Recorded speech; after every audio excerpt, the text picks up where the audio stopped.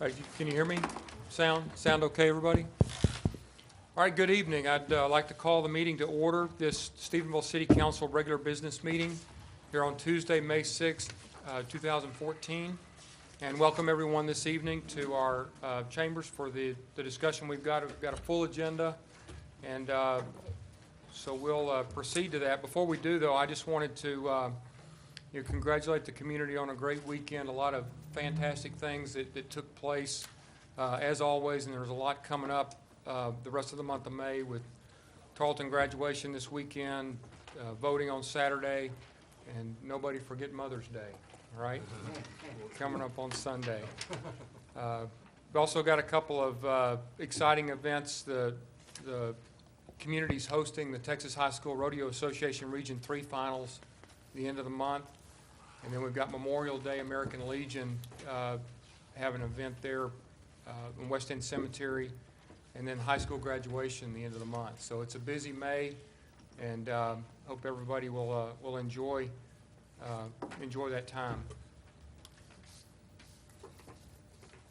I'd like to open the floor for citizens' general discussion. If anyone would like to bring a matter before the council, please feel free to do so at this time.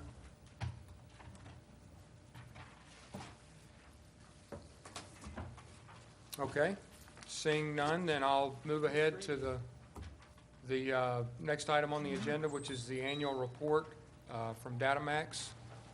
And Mark, you want to introduce that for us, please? She is standing up, and so I'll just let her come up and introduce herself. How about Okay, that? well, Amber? Datamax is our, I'm going to call it, maintains our IT network and infrastructure side of it. And then we do have a staff member that takes care of the day-to-day operations. But I'll turn this over to Amber Gibson. Okay, thank you, Amber. Good evening. My name is Amber Gibson. I am the project manager for Datamax, and along with Jason Smith, who's also here this evening, assists Chris Dillard with your IT management and maintenance. So what we have for this evening are projects that were completed in fiscal year 2014. We're implementing a new firewall, implementing Microsoft Exchange Server 2013, and implementing a new Cisco core switch at City Hall. The project recommendations we have for fiscal year 2015 are develop a disaster recovery plan and implement a new uninterruptible power supply at the police department. Included in the document are the budget estimates for each one of those recommendations. And then the additional considerations that we have are using existing fiber optic cable runs to design a disk-to-disk offsite backup strategy, and then implement a failover for virtual host servers. This will allow for the virtual servers to be brought back online with minimal downtime. Any questions? Okay, any questions? Mr. Savine, welcome. Thank you, sir. I'm sorry. I apologize for being, I think, 1.5 minutes late. Appreciate it. So your Microsoft Exchange server, where will that be hosted? Where will you host the Exchange server? On local? Your Exchange server, We'll have our own Chris server. implemented it, and it's all on It's site. all on site, it's It's not not a off-site. hosted, no. Okay. Also, then, will all the current networks across all the different locations be networked all the time, or is it going to be just backup of the different servers, the different locations, or how will they be networked together for backup purposes? Are you talking about for the disaster recovery plan, what we're proposing? Or? Well, that would be one way, yeah, disaster recovery plan, but we're Okay. fiber optic right now. Is every hard drive currently networked real time so that there's a backup do we save everything to a local server? You currently do, and I'm gonna just refer to Chris Dillard just to make sure, Okay. but you currently do have every physical server backed up All of them locally. backed up to tape. So no, it's not real time. It's not, I guess that's a good question, that's the question I'm asking. It's not real time Not real backup? time. So is it backed up at night? Is it backed up as it go on during the day? Or Correct, at night. at night? Do we have a RAID server? Yes. We do? Okay. Thank you. Okay, any other questions? Okay, Thank you very much. Thank you.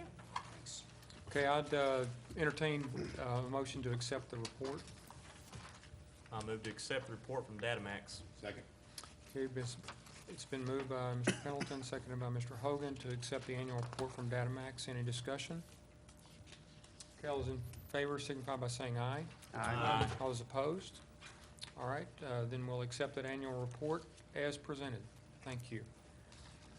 All right, the next item on the agenda is a scheduled public hearing on the proposed annexation of 420 acres, the M.R. Williams Survey A804, located east of 281 and north of FM 8.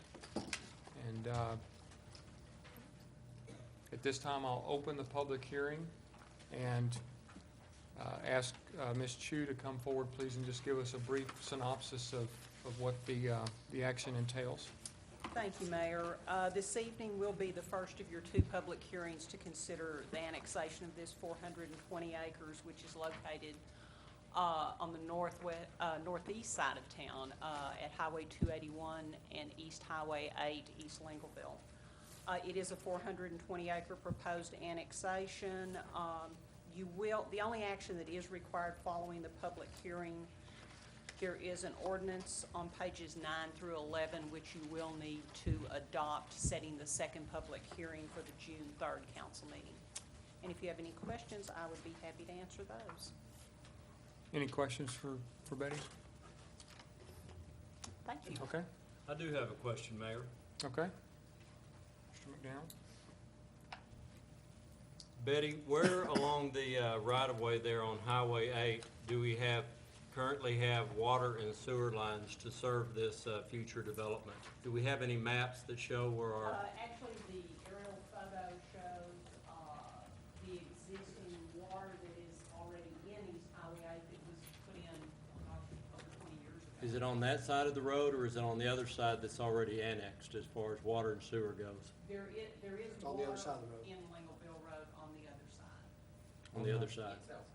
South side, South side. Okay. south side. So my question would be, 281. in the future, if the city's water and sewer lines have to be extended further, do we have any type of cost estimates that we'd be looking at to do that, to service the 420 acres, or what we have in place now, is it gonna be sufficient?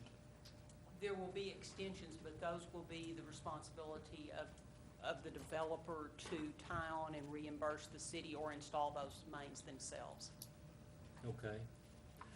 Another question about streetlights. I understand that once they pave their streets in their own development and curb and gutter them to the city standards, that streetlights will be put in. Is that at the developer's cost also? Yes, street light installation is the responsibility of the developer. Okay, but once the lights go in and get turned on, then the city is the one that pays the electric bill for them, just like? Yes, when they're in the public right-of-way, the city Right, pays once that after the that streets are point. dedicated to us. And accepted. Okay, all right. Thank you, Betty. You're welcome. Any other questions for Betty? Okay, thank you. All right, at this time, I'd ask if anyone would like to come and speak in favor of the proposed annexation. I would, sir. All right.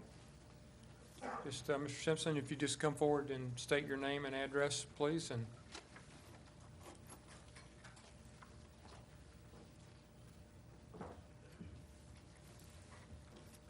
My name is Charles Simpson.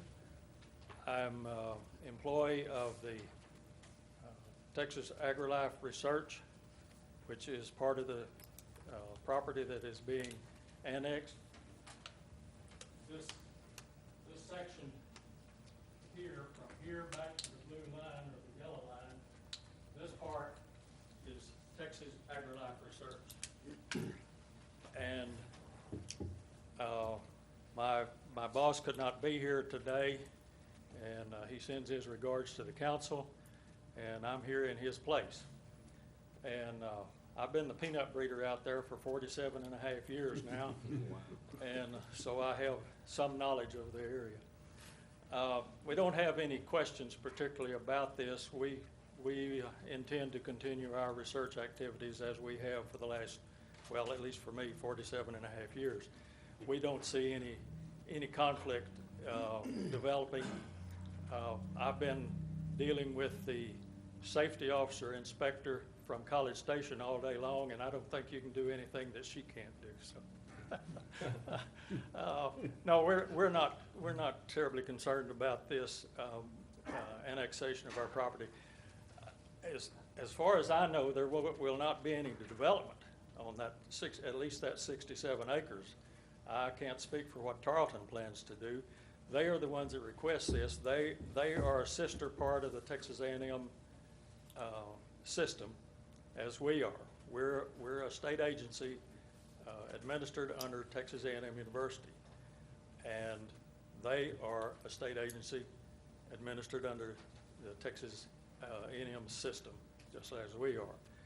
But we do a lot of collaboration, and we have no reason to not support this because they are requesting it. So but we are supportive of the activity. Okay. And if you have any questions, I'll be glad to try to answer them. I don't know that there's any questions you have. Any questions for Mr. Simpson? Okay, thank you very much. I Okay. appreciate you taking the time to be here this Okay. evening. And I'm going back to the greenhouse to finish my work for the Okay. To, And keep up the good work. right, to legume heaven. All right, anyone else wishing to speak in favor of the proposed annexation? Mr. Minkler. My name is Ty Minkler. I'm here on behalf of Tarleton as Vice President of Finance Administration. We're not in the water making business. We don't make it very inexpensively. When we do make it, which we do out of the farm, it's expensive. It is it's what you do when the city doesn't have resources nearby or it doesn't make sense for the city to provide water. But long term, it makes no sense for us to be out there making water. And so that's why I think it makes sense to have this annexation. We're not trying to be a burden on the city. We expect to pay as a developer would, and of course we pay water rates. But that's going to be less expensive for us in the long term because the cities tend to make water efficiently.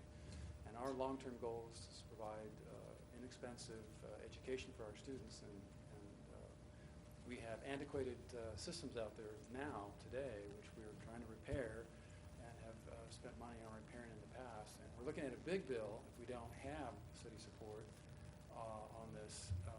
And I don't want to spend that money when we just as soon spend it the right way to get the long-term fix, and that serves our students best long-term.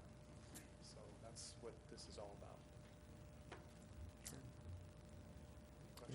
Any questions? I have one question, Mayor. All right. Do you know what the long-term plan is for the 420 acres out there? Is it going to continue to be a farm, or is it going to be turned into dorms, or? No, it needs to stay pretty much as is. And we are working with Gratis Planning to help develop our vision of that acreage. In the near term, we have a design and are trying to fund, don't have it completely funded, an ag mechanics building. They have a wood shop out there, and they also have a shop on the baseball fields that you may know of, the chicken coop area there, converted. It's pretty embarrassing for us as a major university, and we're trying to take that chicken coop down, so we need to replace that space for them, obviously, and try to consolidate it into one area. So that's the intent, is to put an ag mechanics building out there. And we've talked about putting a smaller residence dorm for those who have animals, horses, and that might make sense, but we haven't looked at that at all. That's probably a longer-term exploration. And we've talked about moving horticulture out there, again, to try to take advantage of the turf farm we have out there, the economies of scale and operation, but none of that would impede the farm operations, and we have no desire to do that. That's a major part of our university. Thank you. Mr. Sveen. I want to make this, I don't know, it's a Betty question here. The road right now, the farm road belongs to Tarleton. It's not our road right now. Is that correct? Yeah. Okay. All right. Any other questions? All right, great. Thank you, Mr. Minkler. else wishing to speak in favor of the proposed annexation? Okay, anyone wishing to speak in opposition? Is that microphone on, Cindy, at the podium? Is it on?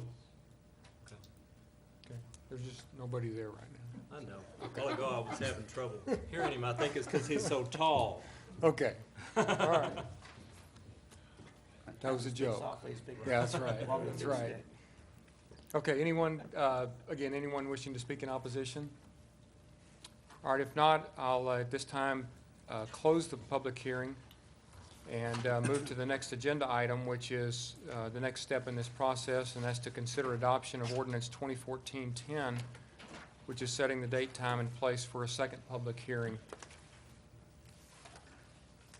Mayor, I move we adopt ordinance 2014-10 to set the second public hearing for the annexation of the above-mentioned 420 acres on the 3rd day of June 2014 at 5:30 in the council chambers. Second?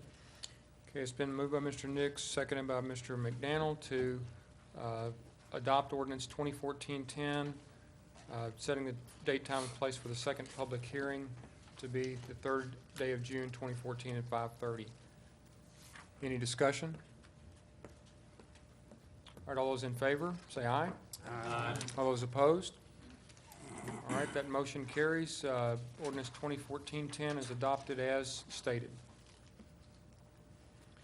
All right, now we'll move to the Planning and Zoning Commission section of our meeting.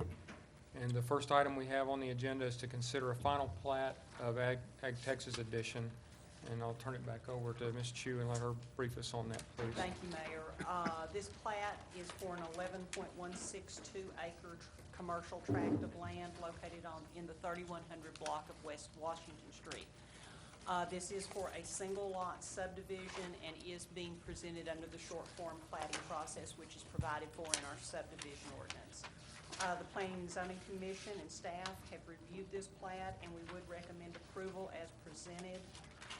As it meets the requirements of the subdivision ordinance. We have Mr. Kevin Kennedy, who is the regional president with Ag Texas, and Mr. Billy Hassler here if you have any questions of the plat or if I could answer them. Okay, any questions on the plat? Mr. Nix. Betty, is this a single tract? Yes, sir. Okay. Yes. And it is 11.162 acres. Is the proposal to develop the entire tract or only a portion of it? They are proposing to develop a portion of it at this time, to be the eastern portion. Okay. I think it's a little over 4 acres. But it's not divided except by what they intend to develop, correct? Right, there is proposed drainage easement through there, and they have also, working with the city and TxDOT, have their 2 driveway entrances approved, and they are shown on the plat. The first one would be put in at this time, and then it goes over to the western part of the property, and it is a 25-foot access easement that they are dedicating. Okay. And TxDOT has agreed to that? Yes, sir. Okay. Thank you. Any other questions? Thank you. All right. And so I guess we can, any discussion on that? All right, so then, so we've got, Alan, you gave that motion? Sure. We have, He did we the have a last motion. one. Okay, and The last I'm looking for a motion then on this. I'd make a motion that we approve the final plat for Ag Texas. I'll second it, Mayor. Okay, thank you. So we've got a motion by Mr. Evans, seconded by Mr. Nix to approve the final plat of Ag Texas Edition as presented. Any discussion?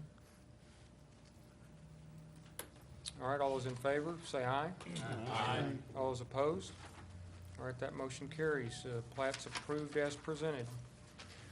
All right, Betty and I talked before the meeting, so y'all stay with me. We're going to do item B and D together because it's a single owner request to try to simplify the action here. And so I'm going to open a public hearing now for items B and D on your agendas, and that is to consider a request to rezone from R3 multifamily residential to B1, a 92-foot by 128-foot portion of Lot 5, Block 1, and to consider a request to rezone from B1 to R3, a 72-foot by 29-foot portion of Lot 6, Block 1. And I'll let Ms. Chu give us a presentation on the details. Thank you, Mayor.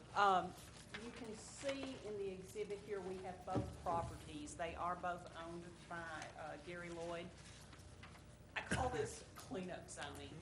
If you look, we have a large commercial B1 swath of property with the exception of the 92 by 128-foot section that's has the white striping to it. Goes from Washington Street on the south, Clinton Street on the east, and Ollie on the west. Mr. Lloyd is requesting that that square be rezoned to B1, which is the same zoning the other properties have. The second piece of property is the little rectangle up to the north that would be south of 1022 Green. And he is requesting that that property be rezoned from B1 to R3. No, I don't know why it's that way. Either one of them. But it was that way in 1969 when the zoning was adopted. So this is to kind of clean up and facilitate, hopefully in the future, some development of commercial property. And Mr. Lloyd owns 240 Green, Clinton, along with the little rectangle, and he has some proposed development for that property too. These both carry unanimous recommendations of the commission to rezone the property. You will need to hold your public hearings. There are two separate ordinances that would need to be enacted. One on page 22, which would rezone from R3 to B1, the 92 by 128-foot piece of property. And then you have on page 29, the ordinance which would rezone from B1 to R3, the 72 by 29-foot piece of property. Any questions? Any questions for Betty? Okay. All right, great. Thank y'all.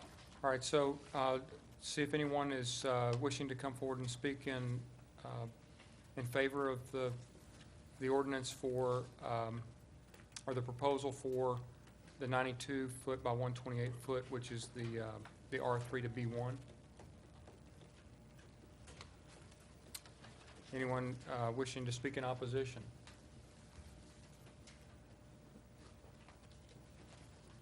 Okay, I'm going to go ahead and then proceed to see if anyone wishes to come and speak in favor of the second request, which is to rezone from B1 to R3, Lot 6, Block 1. Anyone wishing to speak in favor of that? Okay, seeing none, anyone wishing to speak in opposition? All right, seeing none at this time, I'll close the public hearing and consider the first ordinance, 2014-11. Mayor? Go ahead, Mr. Mr. McDaniel. I would move we rezone Lot 5, Block 1, King Edition, 92 by 128-foot portion, as shown on page 22 of our agenda packet, as requested from B1, from R3, to B1 Neighborhood Business District. Second. All right, second by Mr. Pendleton.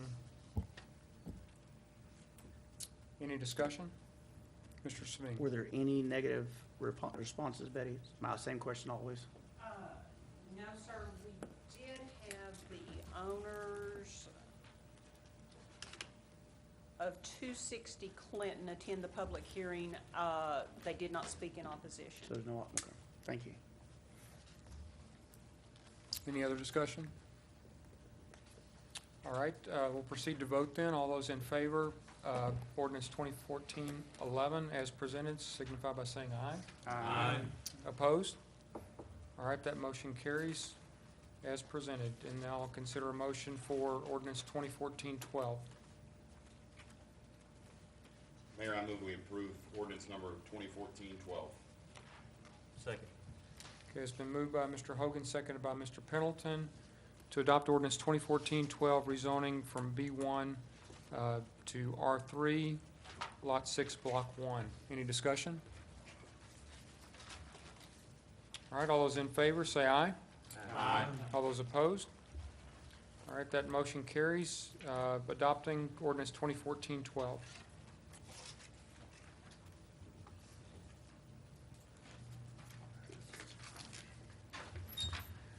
All right, the next and final item that we've got on the planning and zoning is to consider rezoning from industrial to B2, retail and commercial business district. And Betty, if you'll go ahead and present us that information, please. Yes, thank you. This property is located at 611 East Road, which is US Highway 281, and this request is to rezone from industrial to B2 retail and commercial business district. The area shown in the purple and green hatched at East Road and FM 205. This also comes forth as a unanimous recommendation from the commission to rezone the property. You do have in your packet on page 34 an ordinance which would affect this zoning change. If you have any questions, I'd be happy to answer those. Any questions for Betty? Yes. Mr. Hogan? Ms. Chu, there's no parking, this is gonna be a church, so there's plenty of ample parking there. Yes, there should be. In fact, the majority of the area, I don't have the aerial photo here, but the front and I guess that would be to the south side does have pavement. And of course, as a part of the occupancy permit application, they'll rehab the paving in a few areas and restripe. Thank you, ma'am. Mr. Nix? Betty, this changes the use of the property dramatically to me, and it's gonna change the traffic flow dramatically. Will there be a safety issue with rezoning that, with the added traffic coming and going at certain times? Well, there will be, some additional traffic from the other business. At one time, we had Texas Twisters, which was a dance studio there a number of years ago. There is access on both East Road 281 and 205. There is access to the property, so there are 2 points. The 205 intersection is controlled with a stop sign. And both of those entrances/exits will remain open and available for them to use with this zoning change? Yes, sir. There's no proposal right at this time to remove an exit. Okay, thank you. Mayor? Mr. Sveen? It's a similar question to Alan's about access and traffic. I'm assuming since that is East Road, is that city-controlled access or state-controlled? That is state. That is So- US Highway 281. So it's 281, so Yes, they're sir. gonna they'll have to make their approval for how many entrances and exits, not us anyway. There are two. There is one entrance that is existing on US Highway 281. There's Okay. also one on FM 205, which is also controlled by the state. Okay. And those existing entrances, So that would- if they wanted to change the location or open an additional one, they would have to have permission from TxDOT. It's a similar question like when we redid Allsup's down here on Washington Street, is how many feet between an entrance to a state highway there is and the next entrance of the street and so on. Right. And so the same question, I'm concerned, is there gonna be any traffic safety there?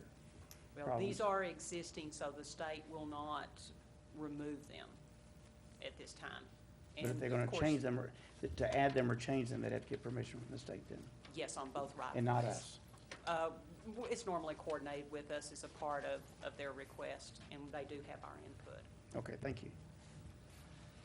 Any other, Mr. McDaniel? Betty, I don't have a problem with this rezoning, but I need you to refresh my memory. What are the other churches in town zoned? Industrial zoning and, of course, B4 and B5 zoning are the three classifications that churches are not permitted in. That might be the easiest. Okay. In fact, a few months ago. Churches are allowed in any of the R districts? Yes, they As are. well as B1 through what? B1, B2, B1. B3.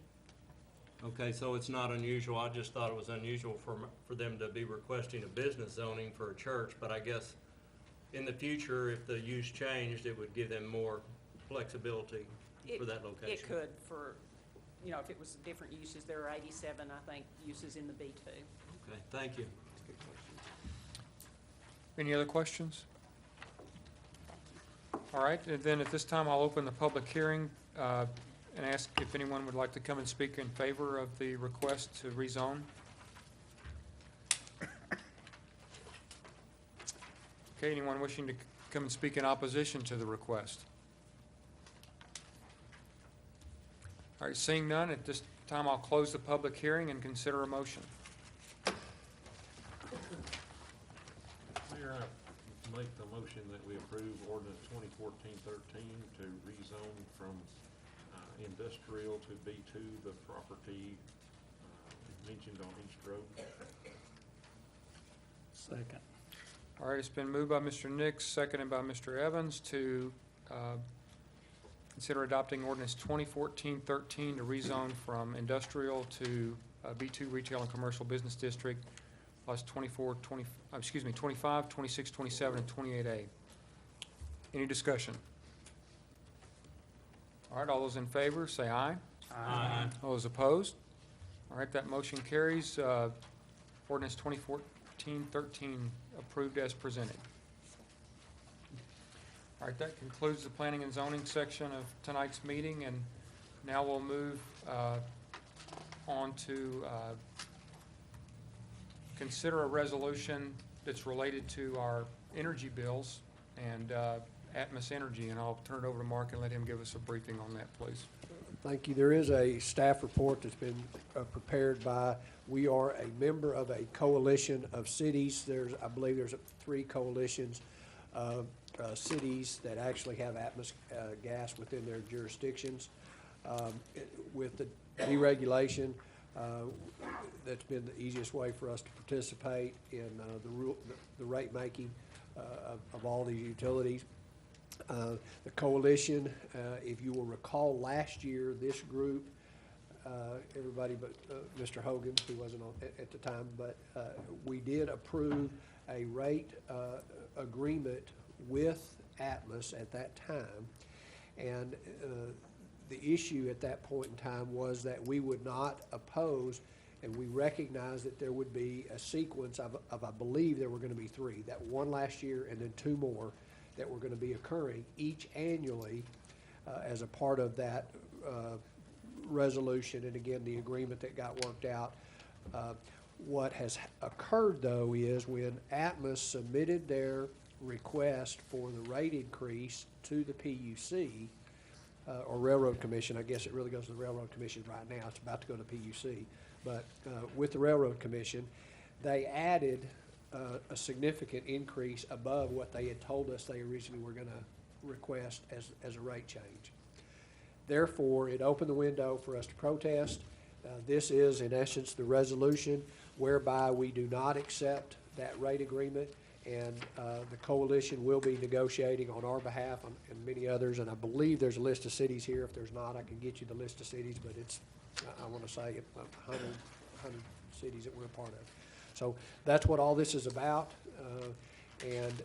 Atmos is fully aware of this. Our representative with Atmos, Shelley Burnett, did contact me today, and they're not opposed to. They recognize and do recommend the approval of this resolution, because what this does then is gets it to a hearing before the Railroad Commission just as soon as possible, and that will get this resolved. So I do recommend and ask for your approval based upon the coalition's recommendation to us.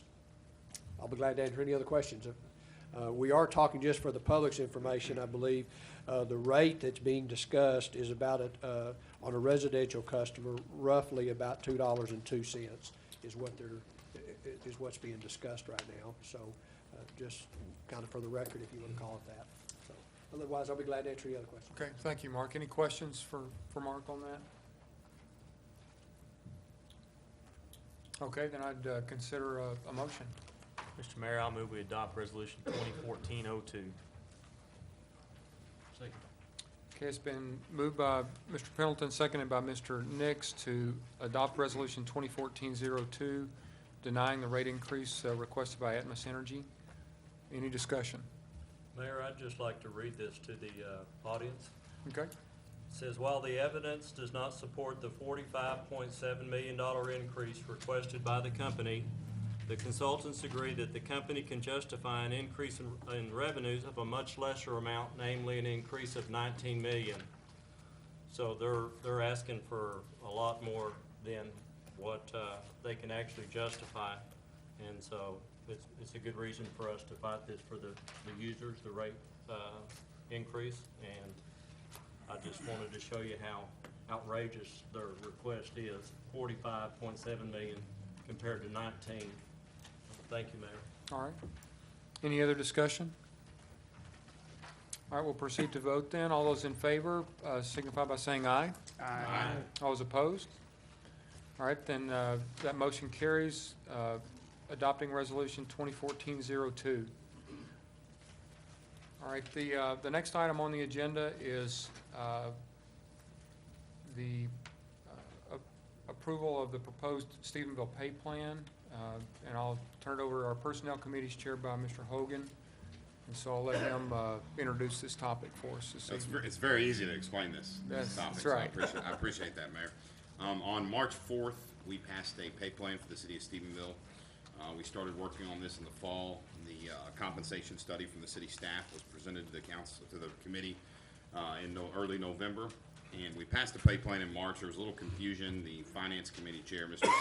Sabine's a little bit smarter than I am, and there was some confusion on some of the terminology. And so what we did at our last meeting 2 weeks ago, our Finance Committee meeting, is just clarify that we are using the median number in both the Stephenville ranges and in the compensation study. We're taking the median on both sides, and we'd agreed on taking the median number when it came to looking at the numbers from the other cities that we were comparing with in the compensation study. I don't think we ever clarified that we were gonna use the median number when we subtracted the two to find out what the difference was. So basically, all we did here was just go in and add median in twice in the pay plan under pay survey delta. It's average survey position pay minus current Stephenville median position pay. And we also, on the final line, current employees' pay is grandfathered, but no increase to the Stephenville median position pay. So just clarified that we're using the median throughout, and I think that's the simplest way to explain it. And if I didn't explain it right, let me know. Yeah, good job. Is that All good? right. Yep. Okay. Well, it's real easy to Yeah, topic, so. right. I want to thank you for making it confusing, Mayor. So we got any questions for Mr. Hogan on that, or any other discussion? If not, I'll entertain a motion to approve those changes. Oh, okay.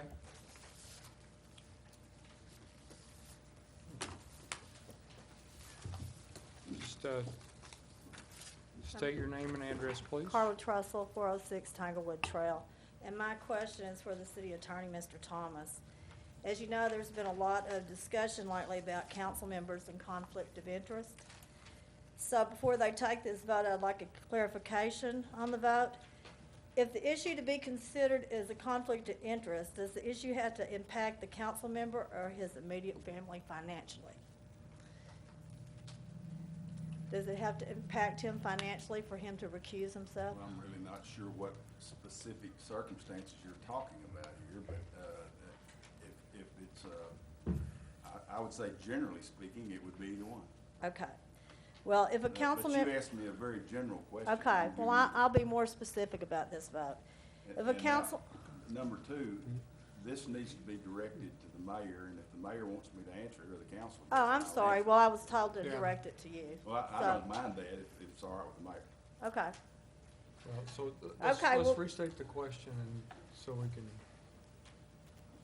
if a councilman, I'd like a clarification. If the council member is financially impacted by his vote, does he have to recuse himself? Or his immediate family's impacted by the so vote? why don't we answer the question by just stating what are the conditions by which a member would recuse themselves? All right, I'll just read it to you.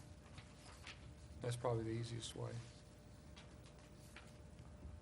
First of all, a person has a substantial interest in the matter if the person owns 10% or more of the voting stock or shares of the business entity, or if he receives funds, or if funds received by the person from the business entity exceed 10% of the person's gross income for the previous year. That is the definition of a substantial interest. Then, in the case of the substantial interest, Randy, pull that mic over in front of you, just so we, thank you. that's the first time I've been told I could be heard. All right, if a local official has a substantial interest in the matter before him, and it will economically affect the business that we're talking about, then they need to abstain. Okay. Or if it affects him economically or his immediate family economically? Well, again, Okay. I'm not sure what the, Okay, well, it's come to my attention that one of the council members has an immediate relative employed by the city of Stephenville. And it seems like to me it would be a conflict of interest for that city council member to be voting on a pay raise for that person. So I think the city council member should recuse himself since he has a family member employed by the city, and it's an immediate family member. That's my question. Okay, My answer well, I is- think, well, Go ahead, so Mike. you're asking the council that, I mean, Randy is our council, and he's providing us advice. Okay. And so, I guess the conditions, Randy, that you just read for us state a financial interest in the decision, and restate the second condition. the second condition is, I think what you're asking me is that, funds received by the person, that would be the member, Right? But maybe not member's family. necessarily his immediate family. All right, it That's- doesn't say immediate family, but Okay. but we're talking about member, exceed 10% of the person's gross income for the previous year. Okay. Okay, I just want that clarified, because I find that a conflict of interest if you're voting on a pay raise for your immediate family. Thank you. Okay. Thank you.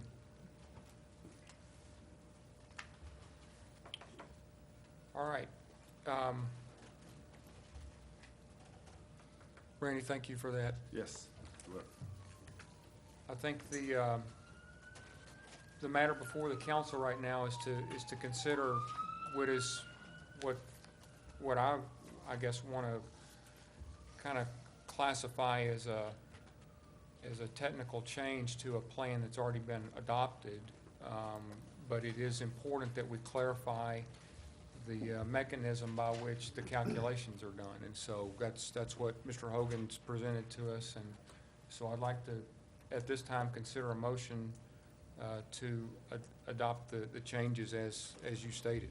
Mayor, I move that we adopt the modified pay plan on page 41.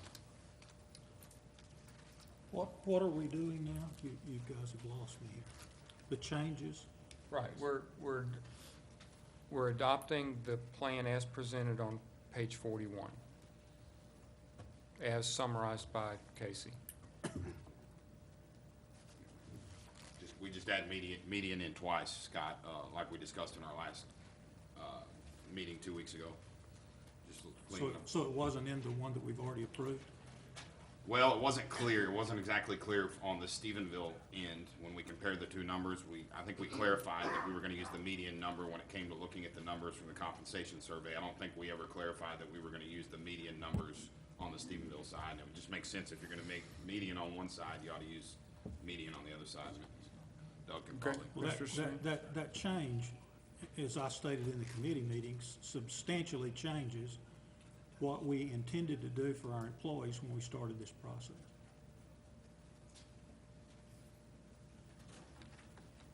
If you're behind the 8 ball on pay to begin with this pay plan, your only chance of it catching up is this mechanism by which I guess the administrator can do something outside of this range if he feels he needs to. But I don't know that that was ever part of what we were trying to do. But this median of the pay, of our pay now, was not part of our original discussion. The median of the survey, I don't even know why we had a survey if this is the way we're gonna do this.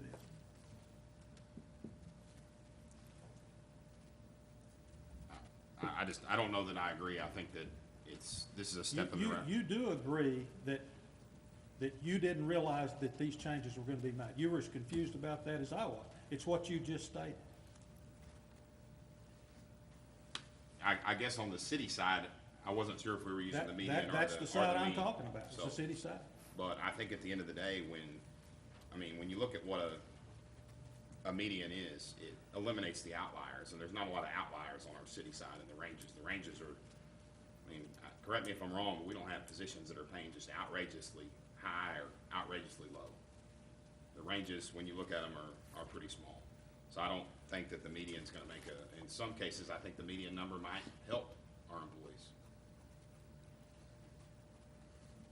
Okay, Mr. Savine, you had a comment?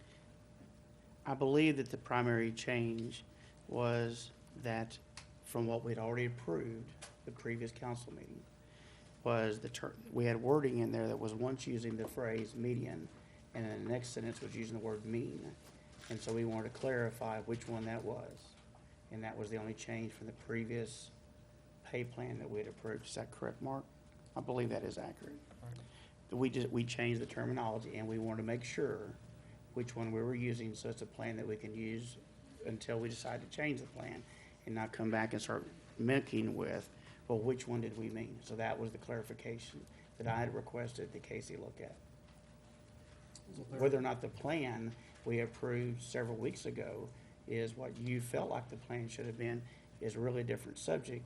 We can discuss that at some point, Scott. But this change here was to make sure that the terminology we use is a plan that isn't gonna make a mistake down the road as we start implementing for employee pay. That was my question for Casey. Well, I'll just respectfully disagree with what you just said. Okay. And Mayor, if I might give an example, when we looked at the 911 dispatcher 2 weeks ago, and if I say anything that's not right here, someone correct me, but we looked at the bottom end of a 911 dispatcher being $28,055, the top end being $33,940 in the city of Stephenville. The average number would be $3,988. The median number would be $31,978. So in that case, but in that case, the median number is actually higher than the average, and the number we would have to get that up to in the survey is 36,625. So I'm just dumbfounded as to how that's not progress if we're gonna take 31,978 to 36,625 at the middle point of the range. It's not perfect, but to me, it seems like it's progress and a step in the right direction. It would be a step in the right direction in that case. But as Mr. Savine just said, if you go from top to bottom, it doesn't always work out that way. Okay, let me interrupt the discussion here, because we're not debating the pay plan. We're talking about a clarification of adding the word median as presented by Mr. Hogan. And as the discussion in committee previously conducted was, Mark had said without a clarification, it was uncertain whether it was the median or the mean. And so as we're discussing this, that's the question. So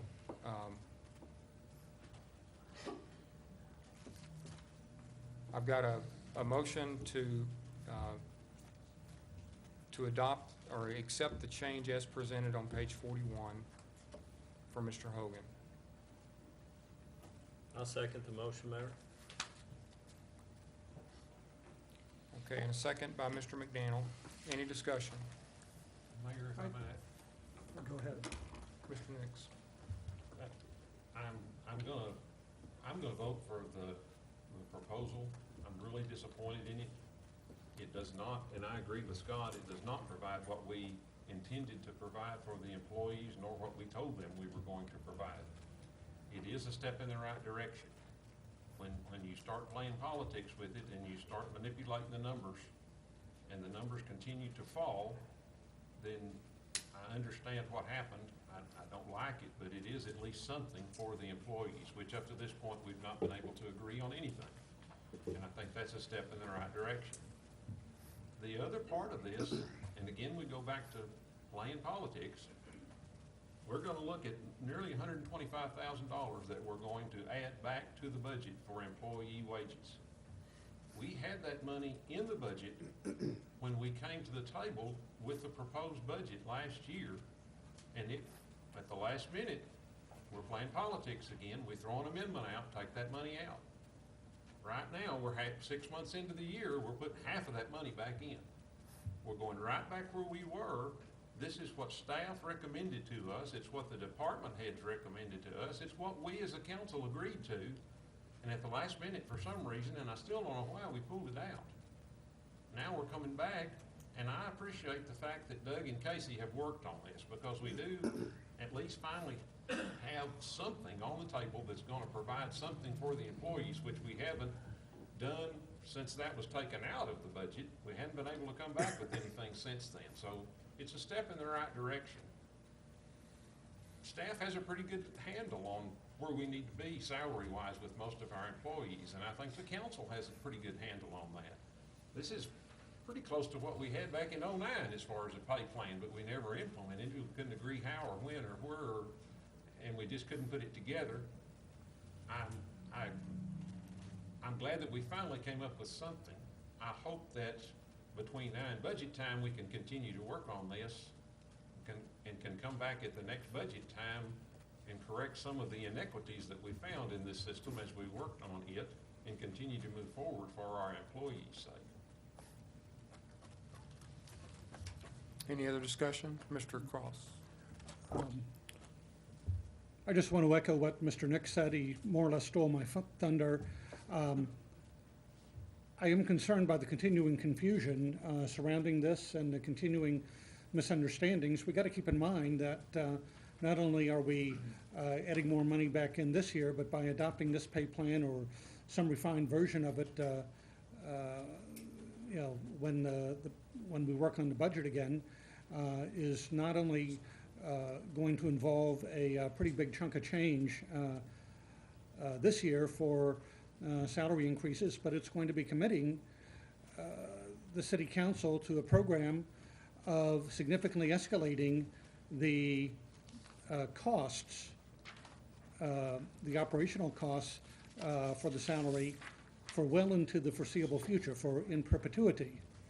And we will need to consider not only the amount, not only to implement the pay plan and to get it started, but the amount to fully fund it within the next couple of years.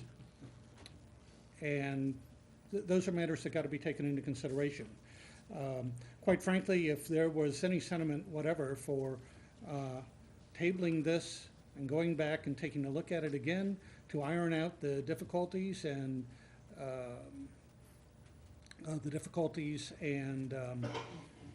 confusion and misunderstandings that still seem to perpetrate, to follow this proposal, which is going to commit us to some pretty enormous expenditures soon, I'd be willing to make a motion to table. I am reluctant to do it if there's no other sentiment for it, and I appreciate the need, but something has got to be done in this area. The longer we put off this problem, the finding of the solution to this problem, the more expensive the solution is going to be. But I'm very, very troubled at these continuing misunderstandings surrounding a policy that is going to commit us in a couple of years to the expenditures of much greater funds than we have now, when we don't yet have any provision for supplying the revenue with which to make the expenditures. Any other discussion?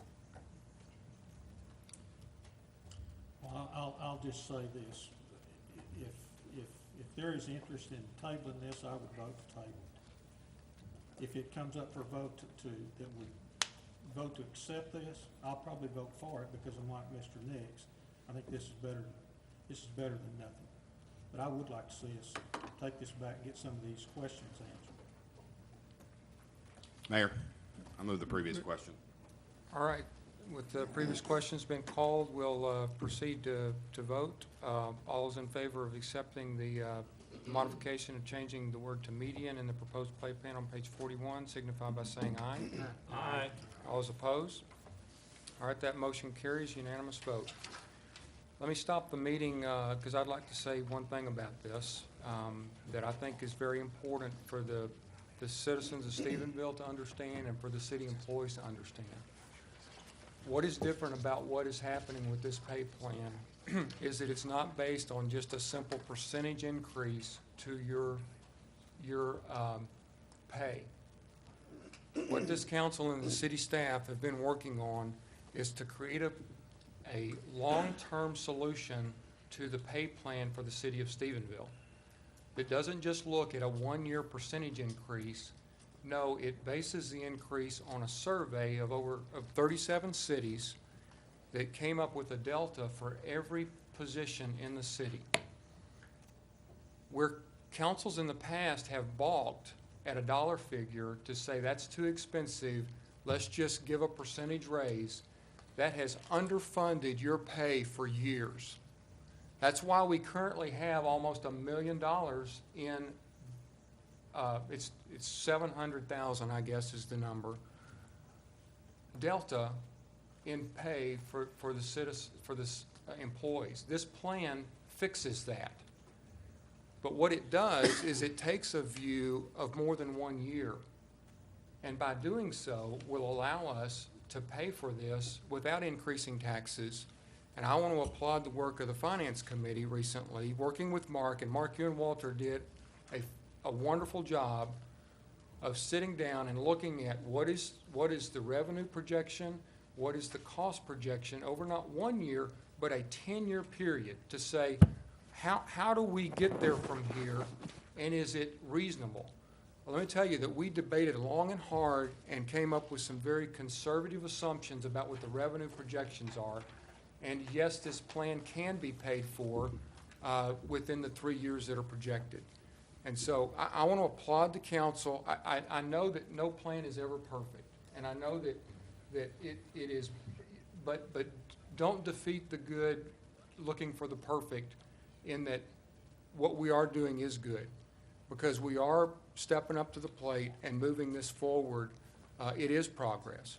And you know, I think, Alan, as you mentioned, we've got the budget coming up, and we'll have to continue that discussion to fully fund this. But I think what's different now is that with the great work that Mark and Walter have done, we know what it looks like 3-4 years from now, and we can look at those numbers with confidence moving forward. So this is a good news story. City employees, this is getting you back on track. It's not giving everybody the same increase, because some of you have higher deltas than others. Your position has fallen further behind faster than other locations. The other thing that I'm going to say is that, you know, we talked about the benefit package last month. That is intact. You know, there's no change to that with this as we move forward. So I think it's important that we recognize as a council, and I want to applaud all of you for the hard work that we've done to do something that hasn't been done in a long time. So with that, we'll move on to the next agenda item, which is to consider the ordinance to provide the budget amendments for the mid-year budget, and that's ordinance 2014-14. And Mark, I'll turn it over to you to give us a staff brief on that, please. Can I go ahead and defer to the finance chair? Sure. And then I'll help support him. How about that? There you go, I appreciate that, Okay. Mark. Let me just start by saying, echoing what the mayor said about Mark and Walt. We've spent hours and hours and hours over the last few weeks dealing with funding, revenue, where expenses are gonna go, and so on. And without getting into great detail, I appreciate, Walt, your hard work, Mark, what you did, specifically in determining how we're gonna fund not only this, some of the pay raise that we're gonna have in this mid-year budget, and I'll let Mark discuss exactly how much that is, but also how we're gonna fund it for the next 2 years. I believe that funding plan is being proposed at 2.5 years, is that right? Which is that this half year and 2 more years afterwards. That's what was said. Obviously, this is just funding. the Funding it for remaining this half of year, the but that is the plan. As we looked at it, we believe that there are funding mechanisms to do that rolling forward. So instead of a 3 or 4 year or even 5-year payout, as we discussed in Personnel Committee, we believe that can be done in 2.5 years, which part of it will be funded tonight in this budget amendment. This is mid-year budget, which is nothing more than taking some revenue changes that we believe, in every case, it's an increase in revenue, and some increased expenses. I just want to, I'll let Mark discuss any particular ones he'd like to do, but particularly human resources is $116,000, and that will be to help fund part of the pay plan increase for this year and so that would be starting May. What can we make it May 1st? Is it, or is this budget? It's after we had to do it after next pay period. So $116,000. I asked Mark to put that in there as a way of funding a portion of the HR increases on this pay plan that we just approved. So if there's any particular questions, I'll let Mark discuss. I don't know if there's any details we need to go into other than that. Okay, any questions of Mr. Savine or Mr. Kaiser? Quick question. The 116,668 is a mixture between the pay plan and a CPI? No, the CPI was funded and approved in September, and we gave that to the employees Okay. around November. Yes. I want to say around November. Okay. So in getting back to the discussion of what was originally proposed back then was the 1.4% number, if you want to call it that, even though that's what we are reinstating right here, in essence. So that's As in there plus- has been discussed. Okay. Thank you. And it's those dollars, and it's a give or take is what it ultimately works out to be. You know, Okay. when we put it on the paycheck. And none of the expenditures here are expenditures we haven't all discussed and participated in the discussion on so far. Now, that's not all going, I do want to clarify one thing. That is not all going straight to their salaries. That obviously has to cover the benefit. That's right. Costs that go along with this. Personnel Just costs. It is human resource costs. That's right. Correct. Okay. Mr. McDaniel? Mark, since we're talking about $1 million here, I had some specific questions. Under increase in revenues, is it fair to assume that at midterm in sales tax, we have $100,000 more in revenue than we had budgeted for in the first half of the year? Is it? Where else is the No, $100,000? our 12-month rolling average is pacing to be, as we discussed in our meeting, it's pacing to be about just like slightly over $5.3 million, and we currently have budgeted $5.2 million. And that's the 12-month rolling average. Okay, and then on the next item, license and permits, we show an increase there of $200,000. Is that above our budget that we approved in September? The discussion that we had, and don't hold me to the specifics here, because the discussion that we had was that we felt that we would have the exact same amount of revenue, which was, I believe, $12.8 million. So we put in the numbers, pretty much. I think we had kind of played with it that night. But in essence, we just said, we're gonna put in $12.8 million. There was some discussion to show a projection larger than $12.8 million, but we stated the $12.8 million number, and that is the number. So these adjustments were put in here based upon, in essence, saying, we're gonna do the same as we did last year. Now, unless we have a big project come along, I'm not sure we're gonna meet it in license and permits, but again, that's what happens too. Again, we've got 3 pages worth of categories that in theory. We're saying $12.8 million, and this is just where we have chosen to allocate that based upon the previous year's revenue. Let me comment about that, Okay. Mayor, if you don't mind. Go ahead. There, I did go over with Mark and Walt in great length the 12-month rolling average, which is probably the best way to determine what our projections will be, and I feel totally comfortable with the $12.8 million, which is how we back into this, in a sense, into $1,032,000. So I feel comfortable with the projection. Okay, and then on service charges, it's the same thing. It's a increase of $150,000, so that's 450,000 there. It was last That- year's 12.8 million that we were fitting in. So it is the amount of revenue last year that was, Okay, so let's move down to expenditures. I need some clarification. It says non-departmental, $500,000. the non-departmental $500,000 is the amount of money that we have committed to take care of our match on the Bosque River Trail Extension Number 2. Okay, And it's slightly less than $500,000, but we're just putting in $500,000. As we have discussed, we've not made the full budgeting allocation for the land acquisitions, as those have just been ongoing. okay, so where in the budget in September was that? Was that just in reserves, or was it under grant matching, or that $500,000? Is it under grant matching? All of these, as stated out here, are gonna be coming from the revenue stated up above or out of reserves. And we have projected reserve expenditures. Right. Thank you. Any other discussion? All right, I'll consider a motion. Mr. Evans, I'm sorry. I've got a couple of comments. Let me go back to the discussion with the Finance Committee over how we were gonna fund the pay plan.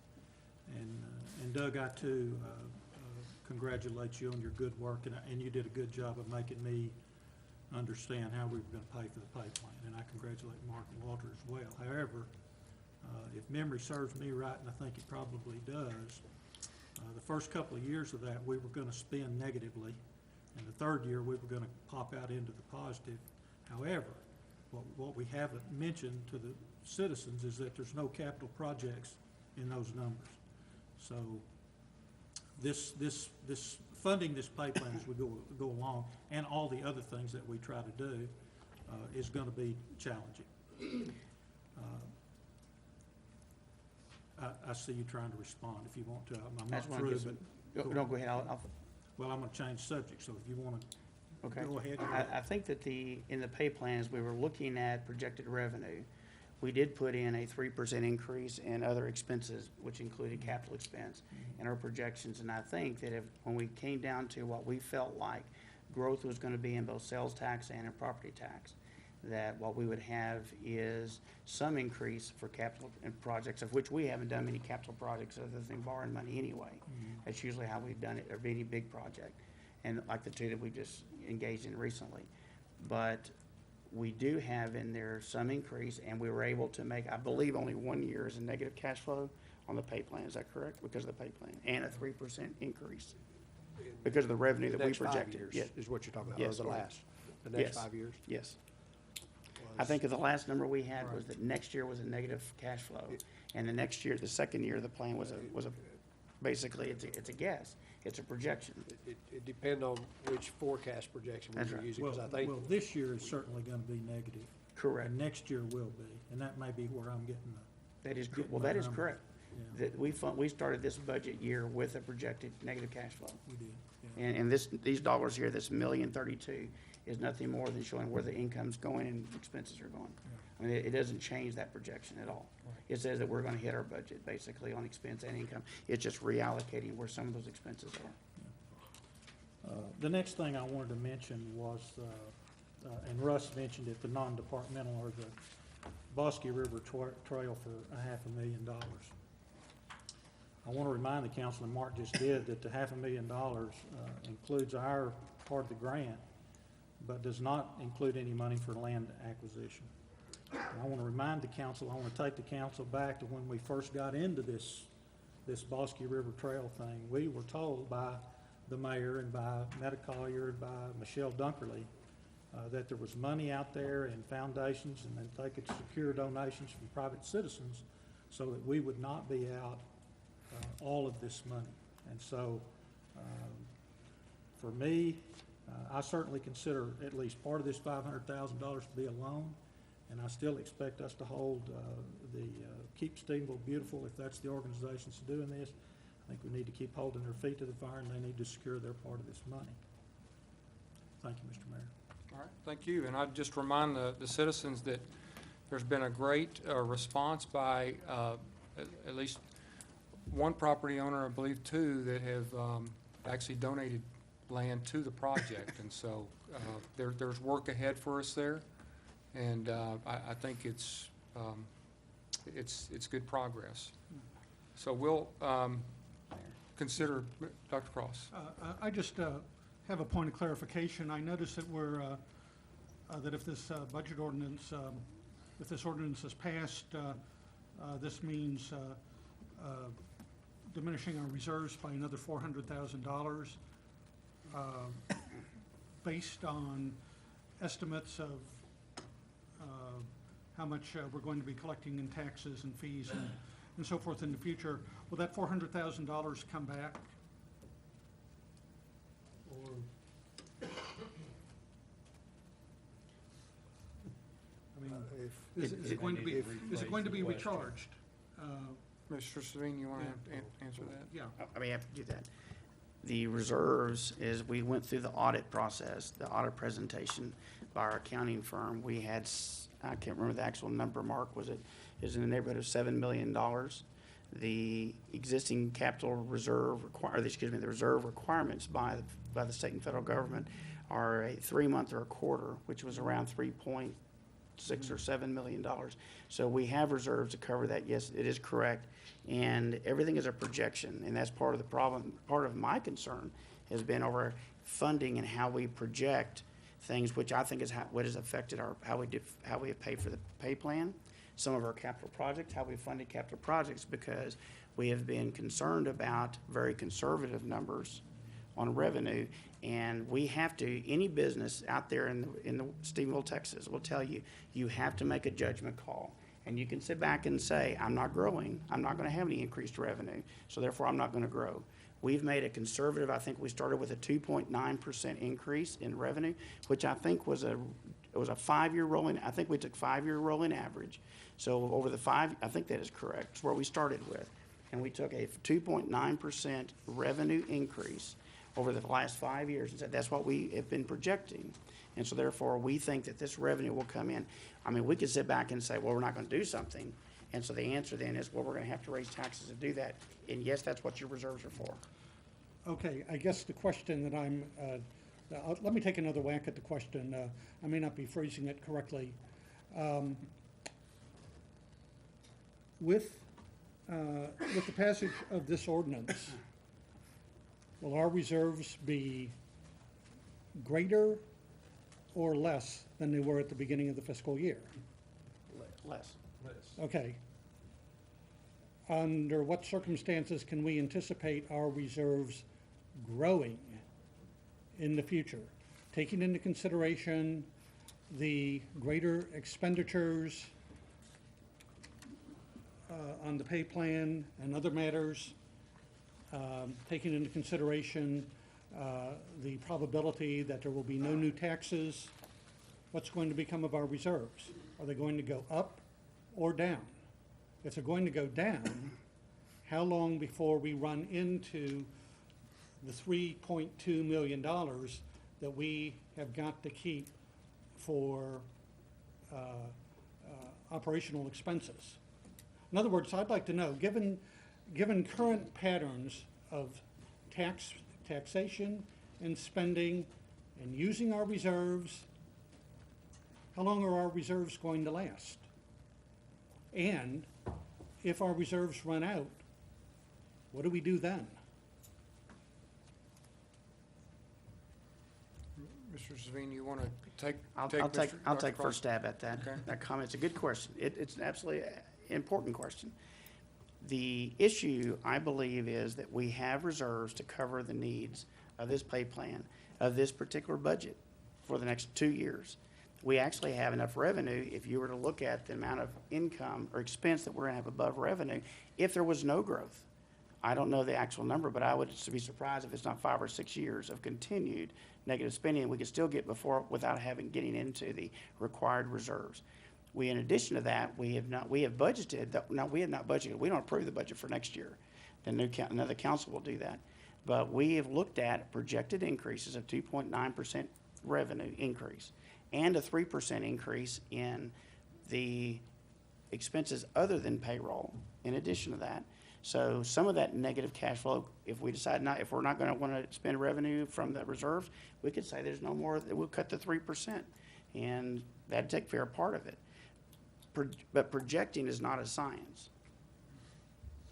And that's what we've tried to do. Part of the problem with, I think, funding a pay plan has been in the past, we've not projected revenue. The council has been unwilling to say, here's what I think I'm gonna have, and so therefore I'm committing to employees to do this. What we have done is, well, let's just wait and see.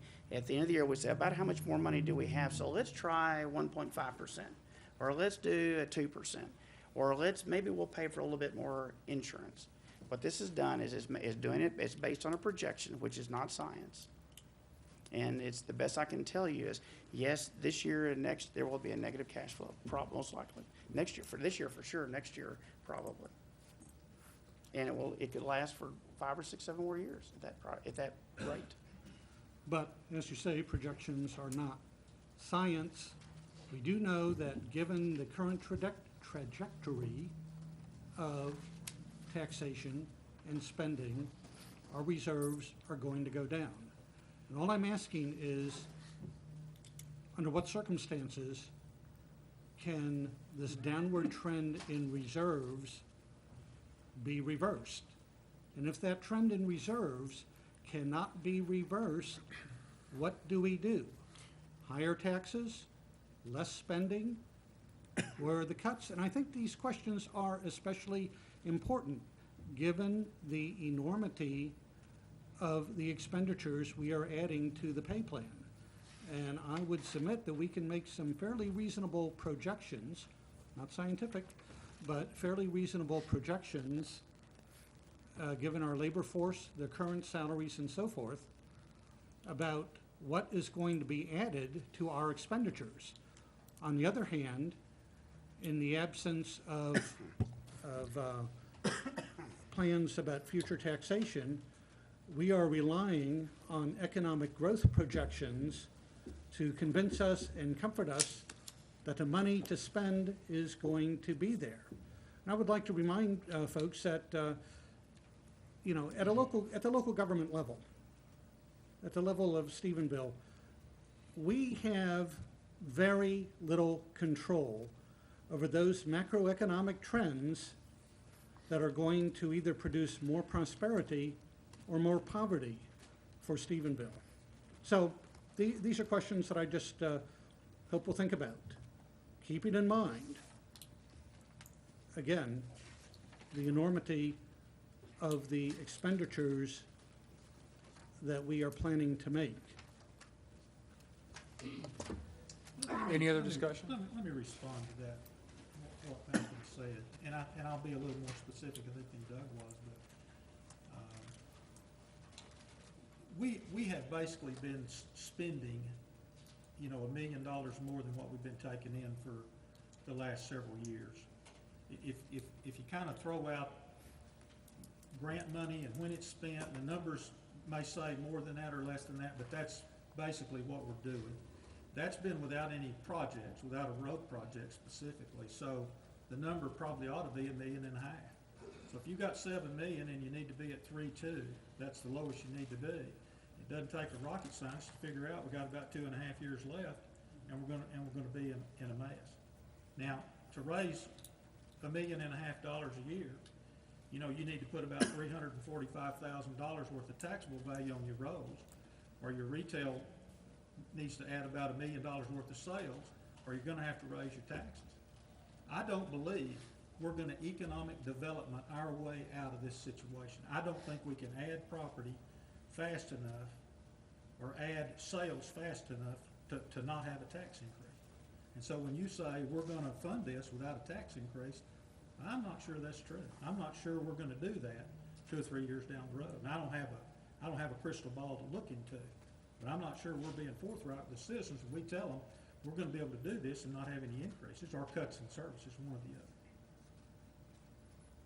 Thank you. Any other discussion? Well, that's basically my concern. Whether you know it or not, whether you like it or not, If you spend more money than you take in and rely on reserves for financing, those reserves are going to disappear within a finite, measurable amount of time, creating more problems. Tax increases, which I think are politically off the table now, or spending cuts. And that is something that councils will pretty soon, 2.5 years I think is a good estimate, pretty soon going to have to do some hard thinking about. And so will the citizens. You know, at the budget hearings and tax hearings last fall, some people came forward and said, no new taxes. Almost nobody said, cut spending. And we're simply going to have to think about these alternatives, rethink these alternatives within a very, very foreseeable future. And some of you, not all of us, but some of you are liable to still be on this council when you're confronted with the hard choices. Increase taxes, cut spending, who's going to be hurt? Any other, Mayor, Mr. McDaniel? do you have a motion on this ordinance 2014-14 yet? No. I would just like to say that I appreciate all the information that's just been shared here. The sky is not falling. The reserves are excess revenues over expenditures that are left from previous years. We're in good shape. I trust Mark Kaiser and Walter Wood, and I would move ordinance, approval of ordinance number 2014-14. Mayor, thank you. Second. Okay, it's been moved by Mr. McDaniel, seconded by Mr. Hogan to adopt ordinance 2014-14, providing the budget amendments as presented. Any discussion? Mr. Kaiser? Can I please just get on the record that this is $1,032,958 that's being, the budget's being amended, and it is being offset and in essence being balanced with financial resources to pay for these for the remainder of the year. And while I've heard a lot of numbers, I don't think I heard that, and I'd like to get that on the official record. Thank you, point. Mr. Kaiser. That's a very good point. Any discussion? All right, then we'll proceed to vote. All those in favor signify by saying aye. Aye. All those opposed? All right, that motion carries. 2014-14, amending the budget as presented to the amount of $1,032,958.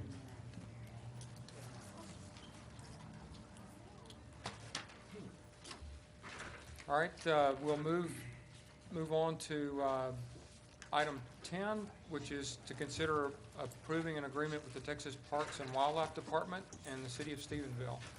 Mr. Kaiser, you want to go over that for us, please? We were notified in, I believe, October that we were the recipients of a grant that we had applied for approximately a year ago. The grant is to tie in the trail and add some amenities from the Graham Street Bridge. The existing trail cuts off directly under, to extend that trail on into the park and work it into, tying it into the existing trail system within the city park.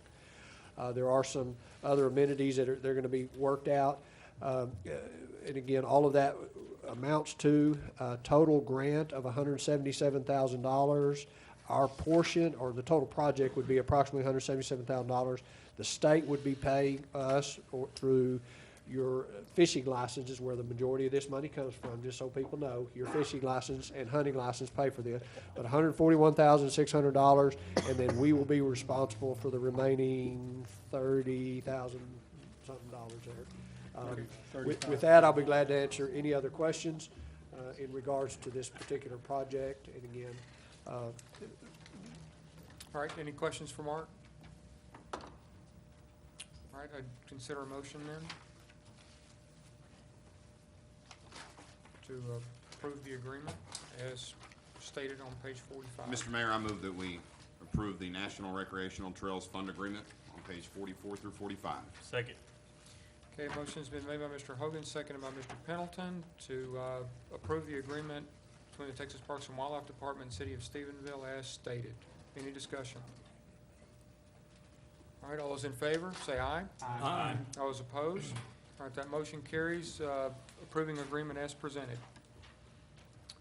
All right, the next item, I'm sorry. Ms. Dorsett, did you want to speak? Yes. Okay. Did you want these notes back? And I think it's already done, so it's done deal. Okay. Thank you. I was going to ask that it be tabled until I could, get the information, to the council, at the next meeting in regard to what I think is going to be urgent for, the citizens of Stephenville in regard to, Encore and the dangerous meters that have been, deployed. Okay, well, let me refer, let's refer that to Mr. Kaiser, and we will take, But my point being, please table this until we see if the need to use this money in a different way okay, was going to present itself in an urgent fashion. okay. Very soon. Very soon. All right, ma'am. Thank you. Yes, ma'am. And Mr. Kaiser, we'll get with her on that. Thank you. All right, the next item is to consider contract with Contract Land Staff for right-of-way acquisition services. And Mr. Kaiser, you want to give us a rundown on that, please, sir? Yes, I do have the staff report on page 46, but let me just give you a brief rundown. As you know, we're eligible for, we're working on the extension of the airport runway on both ends. As a part of that project, and again, there's just a lot of different aspects that are having to be worked through. But as we're waiting for our actual contract documents to be able to execute this activity, a piece of the property on the north end of the runway happens to be between FM 205 and 377. One of those pieces of property, the gentleman owns that, had come in, he owns the entire piece, but he was basically going to sell the vacant piece of property. He had a contract to sell that piece of property. He came in, said, I need to divide it up. I want to, this guy's going to build a building. Well, we knew that there were going to be some issues, potential issues there. So we said, please come in and visit with us. Ultimately, when it's all said and done, that the FAA, and I'm going to blame them because ultimately they're the authority that defines the zones in which stuff can be built and the height restrictions that are built in those areas and the occupancy that's going to be in those areas. They define that. Not even the state defines those areas. So after some discussion, after some consultation with TxDOT Aviation, and ultimately through this whole process, the property owner lost the sale. The sale, the owner basically just said, well, if I'm not going to be able to build the building I want to build on it, I'm out of here. Understandable. So obviously the property owner now is saying, I lost the sale here. I want you to buy it for the airport purposes, which we want to buy. It's on the radar to buy. However, the challenge is, and I know it's kind of like, okay, we're waiting for the but. Well, the but is TxDOT and our reimbursement of 90% of this cost, if we were under contract with them and they were doing this entire project, which we want them to do, and they're going to do, they've agreed to, it's just we're still, again, having to work out some issues, but then they would contract with these folks. This is actually at their this is the individuals, the company that they would have recommended to us to contract with to help us get this executed. They would be completely in charge, and they would be in charge of the money, and we just send our 10%, and then they do everything. However, because this gentleman would like us to acquire the property prior to that us executing this agreement, we will, in essence, be bankrolling, in essence, and be having to fund this particular project and get that 90% back from TxDOT Aviation at a future date rather than letting them pay it and then us just send our 10%. So the timing of this, because of the sale, we feel it's only fair to the property owner that needs and wants to sell this piece of property, that we begin these negotiations, and there are certain steps that are required, and we'd like to just hire this firm, which is the firm that TxDOT Aviation hires to do these things. We want them to make sure we cross the Ts, dot the Is, and make sure we do everything by the book so that we for sure get our 90% back whenever we execute this contract. So that's what's going on here. This company will do all the necessary paperwork. We will be you're not approving the buying of this piece of property yet. All this does, we will bring that back to you and that'll obviously become part of the negotiations that will occur, and we'll discuss those in executive session. This is the contract for the company to be able to go do all these things, but that's what's going on, and that's why it's here now versus later, because obviously a guy lost a sale and he'd like for us to go ahead and, get something executed. So we're trying to move as efficiently as we can within the legal parameters. So with that, I'll be glad to answer any other questions. Questions? Mr. Nix? Mark, I know some of these contracts are time sensitive, but acquiring property ahead of the final agreement with TxDOT won't create any problems for us being reimbursed for the property once that contract with TxDOT is inked, will it?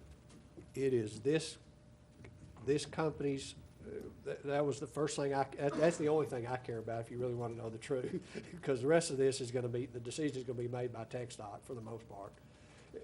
We'll have some input to it. But my interest is making sure, and that's the purpose of this contract, these people, it's their job to make sure we do everything we can to get our 90% back and secure every bit of that,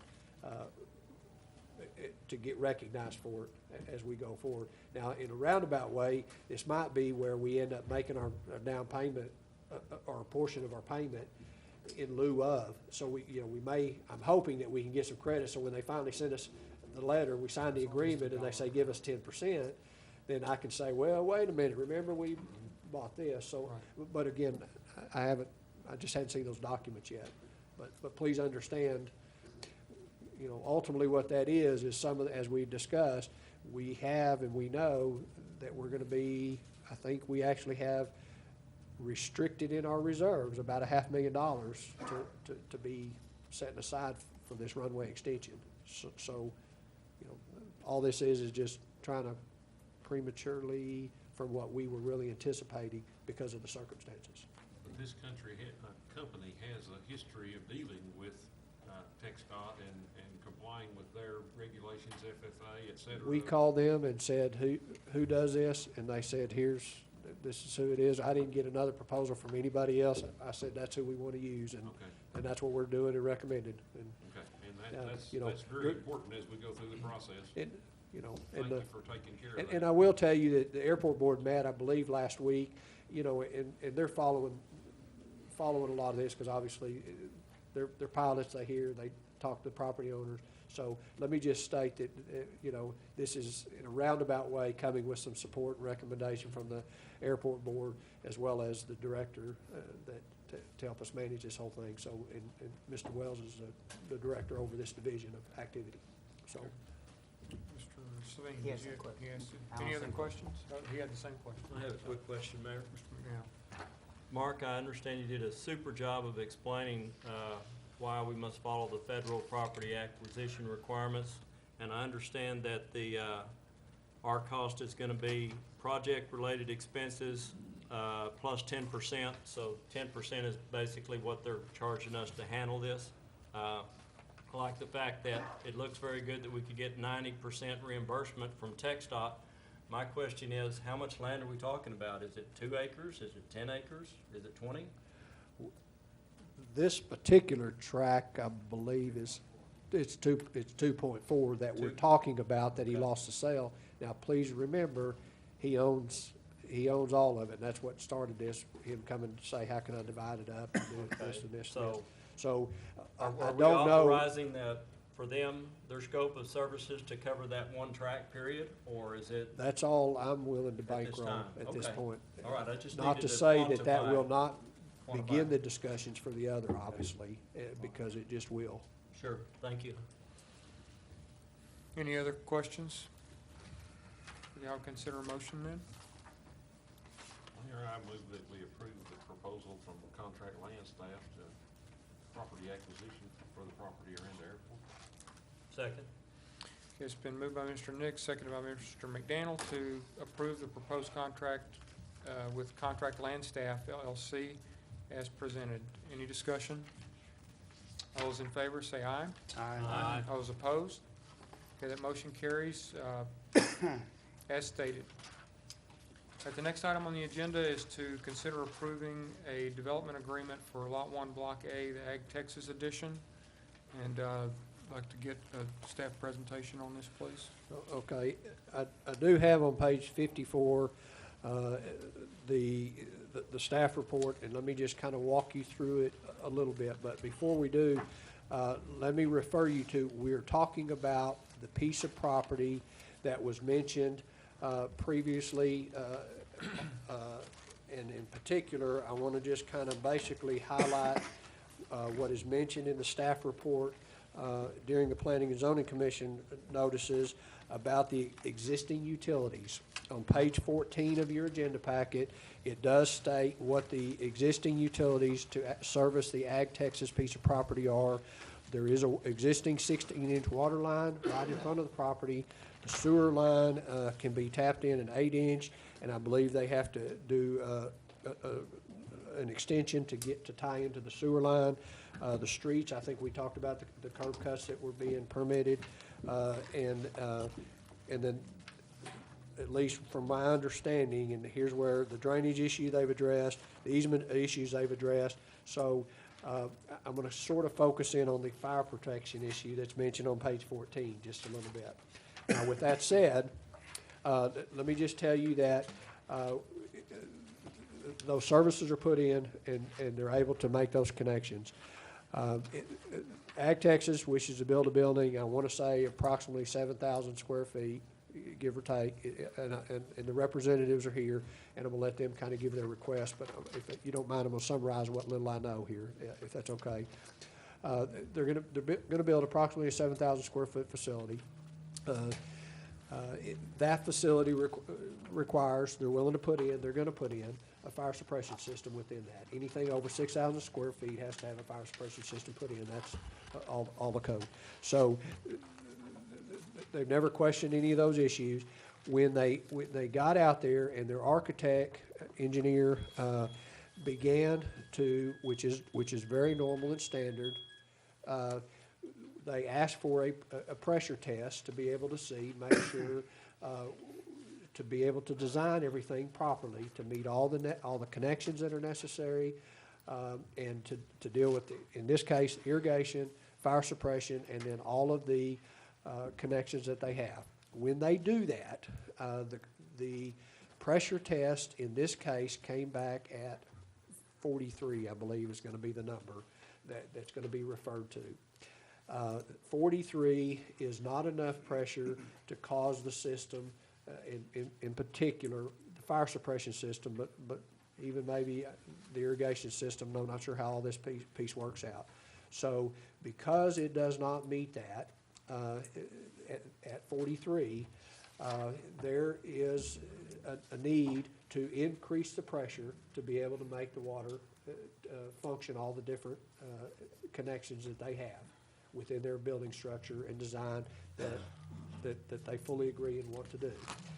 The question is, and here's where what has occurred, is that, and I'm going to refer to two different pieces here first.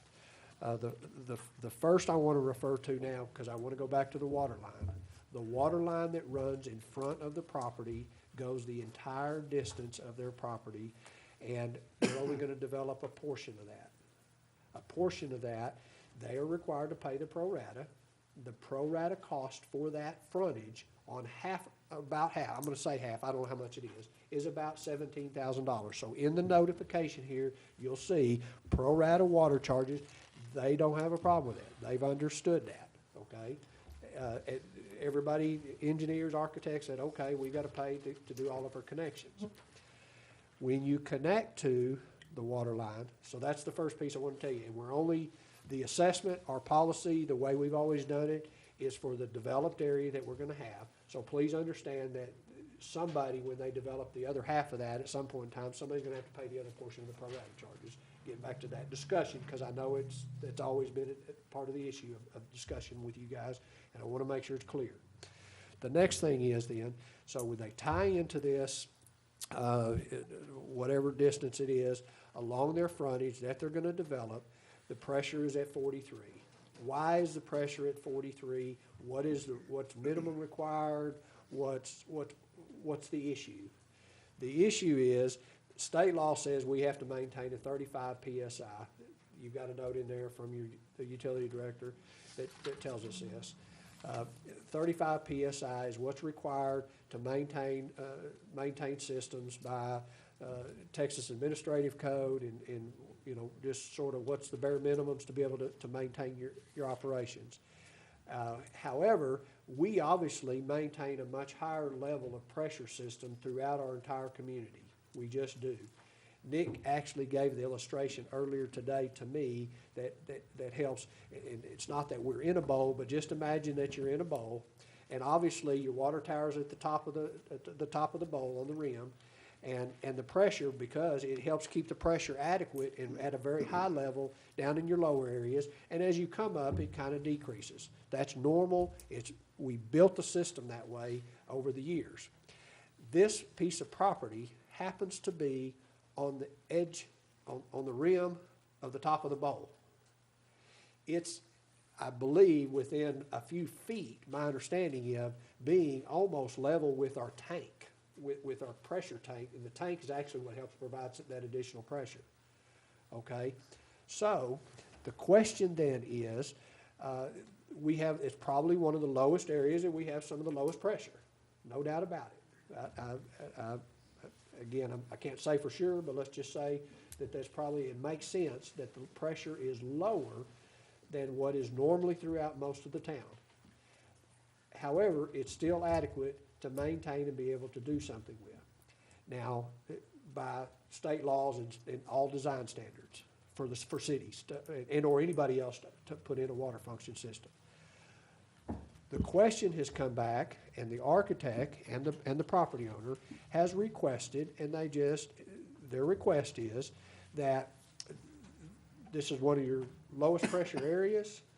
We're gonna have to put in a system that helps improve our pressure, and they have asked for assistance in paying that cost. And is that about as simple? I mean, I think that's pretty much it. Now, I'll let them give that request, but that's what they've done. They contacted both Nick, Mr. Williams, and Ms. Chu throughout this whole process.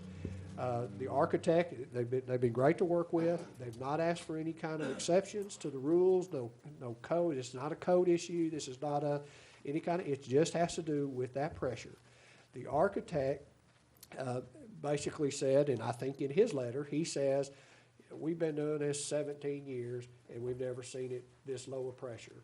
You know, chances are pretty much, you know, we recognize it's a lower pressure.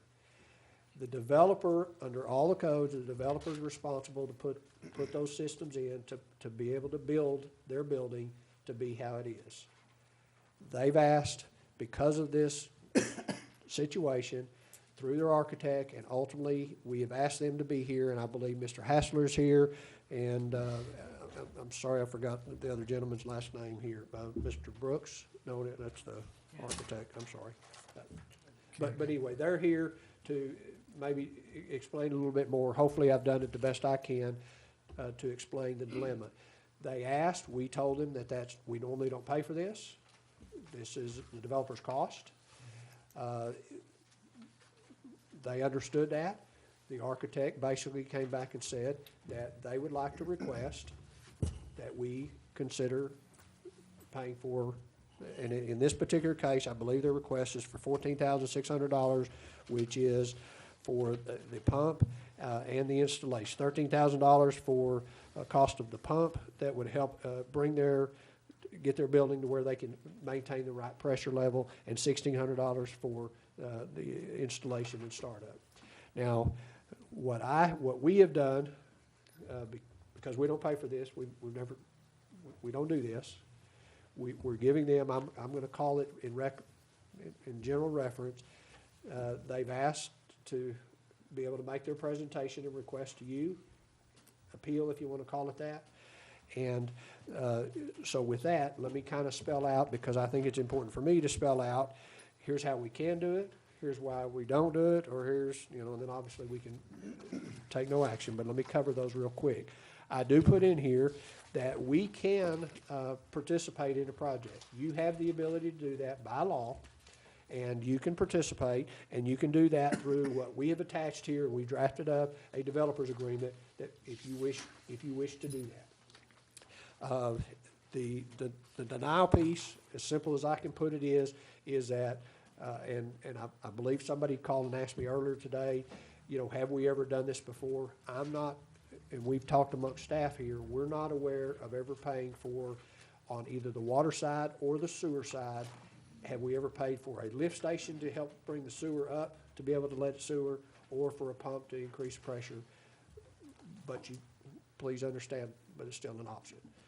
The other question that I have had that I want to be sure and address, so hopefully I've talked about, why you would approve it, or how you can approve it, or how you can not approve it, in essence. But the other thing is somebody had asked if we've ever done this before. We're not aware of it.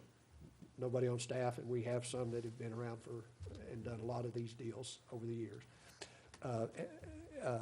The other thing is are there other pump systems throughout our community that do this very thing? And the answer to that is yes. Some of the other pieces of property, some properties have been developed, have had to make this expenditure. Now, all of them that at least that I'm aware of right now are a little bit larger than this project, so I can see the cost of theirs, maybe how it is in size to their relative development. With that, I'm going to go ahead and shut up now. I think I've tried to help summarize and encapsulate all the questions that have been asked and why we're here and how we got here. And then I think it would be appropriate to let Mr. Hassler or let them Okay, kind of but maybe before we give do that, let me ask council if they've got any questions of your explanation, Mark, before we move forward. I like to ask. All right, if you're gonna Is ask it all right? Mark something, go ahead and ask him, and then I'm gonna ask him to come make. Okay. I'll ask you, and you can defer to staff if you like. You said we have a 16-inch line? It is a 16-inch line. I know that, and I'm gonna look into an engineer over here, just for engineering questions. I know that sprinkler systems are not just pressure issues, it's pressure and volume. So is there a trade-off with a 16-inch line that, in your opinion, would allow for the same amount of volume without the high pressure? Okay, and let me clarify that, and I meant to say this throughout. The volume is not the question here. I understand, It is but 100% about pressure, and their architect and engineer is. I guess my question is, I know that designing this. sometimes they may want to address it when Billy gets up, is, a 2-inch line or a 3-inch line, going to a 4-inch or 5-inch line, giving more volume sometimes compensates for pressure to some degree. And that's an architect and engineer question that's actually being under the recommendations of their architect and engineer. Okay. We do not design the projects for anybody. Okay, Mr. McDaniel, you have a question? Mark, on page 57, what are the water pro rata charges for 474 linear feet of water main? I think you said 17. $17,201.34, as stated on page 54. Okay, so that, as an option for us, wouldn't it be a possibility for us to go with less linear feet to match up with the $14,600? I'm concerned that if we have an incentive for a pump and installation that No, what in we're, the future, when the pump needs repaired or replaced or something, that there might be some more asked from us. what we are saying is that they, in essence, give us the $17,201.34, and we give them $14,600, and everybody's back to being on your own, just like we would and that's what it amounts to. All these documents are in essence saying that, that we create that arm's length transaction that does that, and whether you call it sort of a trade out to it, but that's the issue. Okay. Any other questions for Mark? Okay, before we proceed, I've talked with Mark and he's counseled with Randy about this. I want to let the council know that I have a loan with Ag Texas. And that, because it is a membership thing, I'm a member, but I do not have any income levels that meet any of those thresholds. And so I'm going to continue to discuss this unless anybody has an objection to that. Well, you don't have a legal conflict. Okay, just wanted to clear that up. Before you come forward, and I appreciate you gentlemen being here, the letter that we received today says that, and this is your statement, Mr. Hassler, we were advised the water pressure on the site is insufficient for domestic needs. I don't know if you know that's an incorrect statement, because the Texas Administrative Code says that 35 PSI is the minimum for domestic service. So the real issue, I think, here is that we do meet standards, as Mark has said. The requirements to provide access to the system. So if you would just come forward, please, and explain your request for the council, since we meet the requirement, why you're asking for assistance. Okay. My name's Billy Hassler. I know quite a few of you that are on the council, and I appreciate the opportunity. We are very excited about the opportunity to build this new building. Most of you probably know where it's at, but if you were ever familiar with the Jesse Tackett property, that is the property that we will be developing. I think there's probably we're now getting bids in, but it's going to be about a $1.7 million building project. We just, we understand that it meets domestic needs. We understand, though, our needs are greater than the supply that's available, and that our property is unique. We're sitting on top of a hill. Seems like we always do things that are unique. But we feel like that, number one, we're excited. It's probably one of the first new building projects of that type that has gone out in that part of the country, and we hope it'll be a catalyst for future development that will add to the tax base for the city. From an income standpoint and expense standpoint for the city, we recognize that $14,600 is an expense. We also recognize that our tax, what we'll be paying, the city can more than likely recoup those funds in way less than 1 year's worth of taxes. So we understand this may be setting a precedence. We are ready to go forward with our project, and we would just ask that the council consider it. We understand either way you consider it. We respect your position. We just wanted to share our thoughts, and we appreciate what Mark has shared. It's spot on. It's a requirement. We didn't know about it at the time we started planning. Nobody had a clue what the pressure was on top of that hill. So we, like I say, we respect your position, but would ask that whatever it is, that you be in a position to act on it so we can go forward with our project. And we plan to start as soon as possible. So thank you all very much. You have any questions? Any questions? It may be a technical question that you don't have your architect to answer. Is it a wet or dry system? Is the sprinklers wet or dry? I'm assuming it's wet, but I'm outside of my, Kevin, do you have, I assume it's outside. What kind of water, what size water lines coming into the building for the sprinklers? I don't have that technical information. Okay. We haven't heard, I'm pretty sure we haven't heard. Again, it goes back to my question about, sometimes you compensate pressure with volume by just bringing the side of the water line in. I realize that. We're respecting the decision of our, and advice of our engineers and architects, so I really couldn't answer that. Any other questions? Mr. Evans? Billy, I'm one of those you're talking about that we've known each other forever. A few years. Few years. This is a nice project, and we appreciate you doing it here. For me, as much as I want to help you, I don't know that I can find a way to help you. So I'm going to ask you a couple of questions. Okay.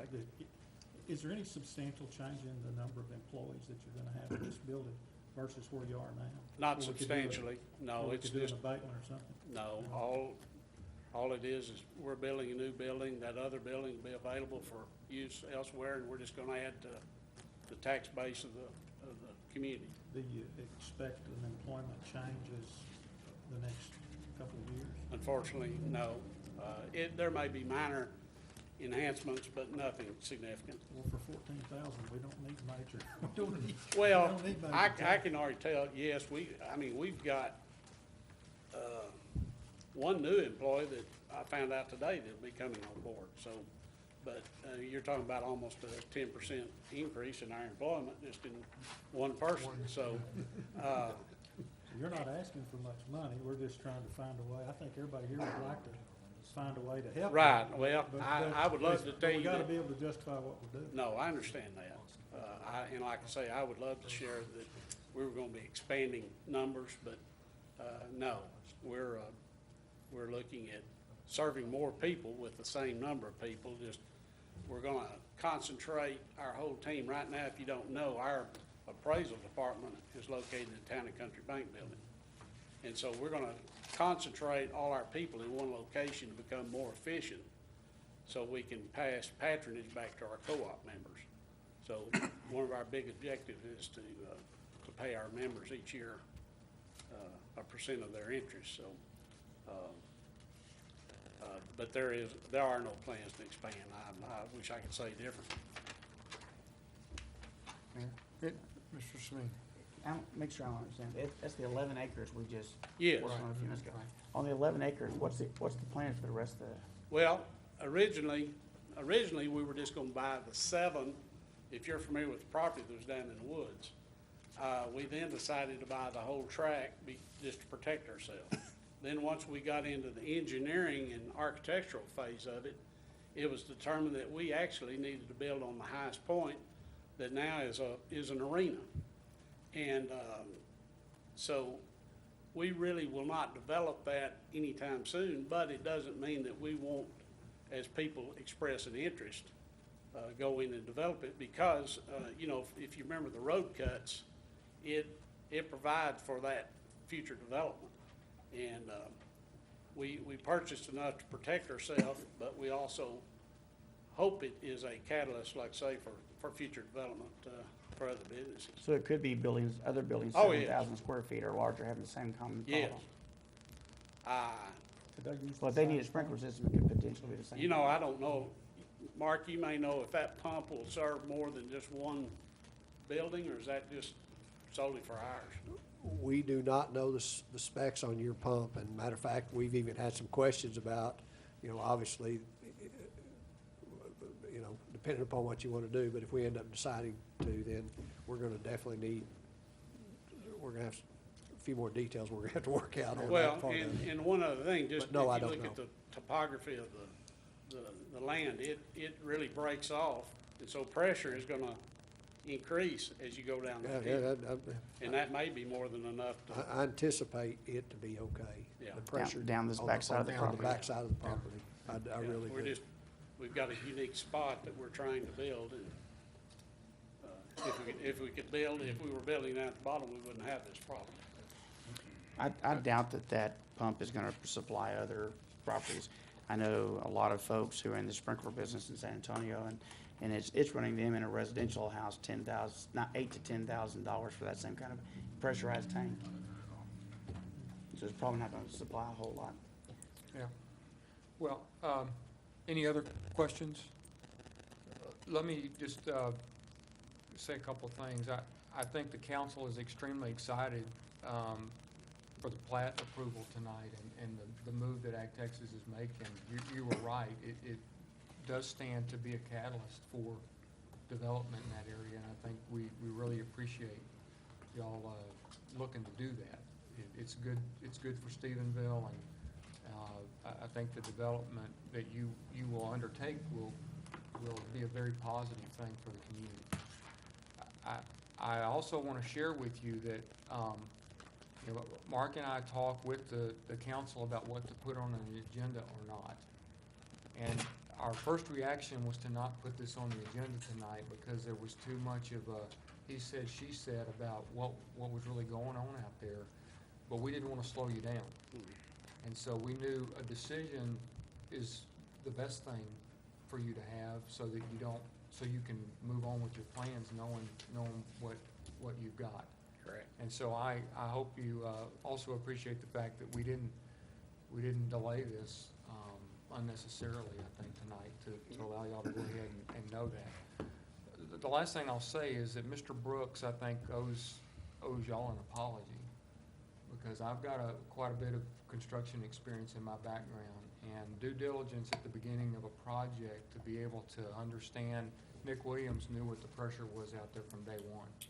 That's a very basic 101 question that should have been understood by Mr. Brooks and his firm. And he's got us kind of wrapped up in his, I'll call it a mistake.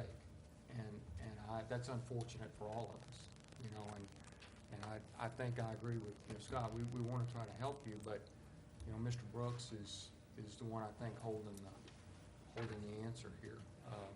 I think it's very important for us to all know that Nick Williams and the utility staff does a great job about knowing what our systems are, and I think it's really important that there's not misinformation out there.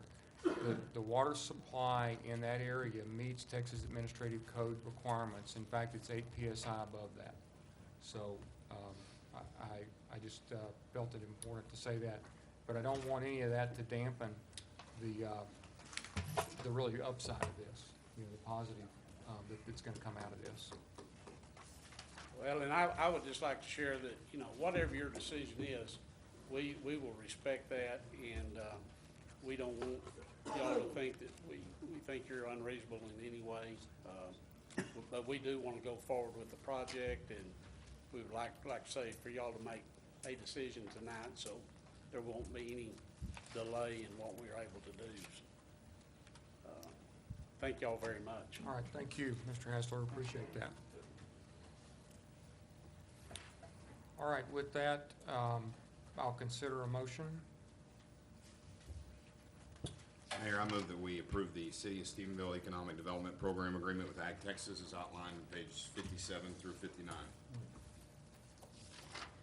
Second. Okay, it's been moved by Mr. Mr. Hogan, seconded by Mr. Savine to approve the development agreement as presented. Now, Any discussion? well, I'd like some clarification on the motion. Is your motion to, Approved. to pay them the money? Yes. That's your motion, Casey? Okay. I'd ask for a roll call. Okay. Any discussion? Casey, are you aware that we've not done this for other properties, and they're asking for something which is out of the normal scope of the city's I am aware. provisions? Okay. I just got one thing real quick. Mayor, to kind of address Mr. Hassler, boy, this sure is a tough situation because I see both sides, because I hate to go as a city create new precedents like this, because I think what we're doing is creating loopholes for future people to come here and pick away at these, going back and trying to find ways to nickel and dime the city on what their obligations are. At the same time, though, I sure hate that we require you to have a fire suppression system, but yet the pressure out there is not sufficient. But at the same time, you have to balance that against that we are compliant with what the code requires us to be. So just let you know that this is a tough issue, probably the toughest issues I've had as far as trying to balance what we're trying to do for the council. So I sure appreciate you coming here tonight. Any other discussion?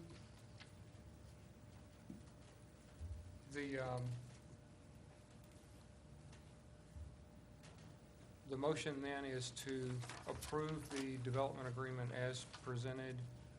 And let me get the right page here so I can. page 57. And it includes the project for the building, the pressure pump, and the city to waive a pro rata charge for the 474 linear feet. So basically, that's that the owner installs the pump, and then the city waives the pro rata charge, which is basically a break-even dollar amount. Well, the equivalent of $14,600. Right. And then they pay the difference. Right. Which is, I have to comment. Okay. Mr. McDaniel? Mayor, I would just like to say why I'm going to be voting for this agreement. It is about economic development. We haven't had this particular situation before, this type of elevation right underneath the water tower, and not being able to meet the needs of the developer and the people that are going to be using the property. It says that we look at things case by case, and if we need to break precedents to show that we are business friendly, I'm willing to do that. So I'm going to be supporting the motion. Thank you. I've got another question for Mark, I guess, this time.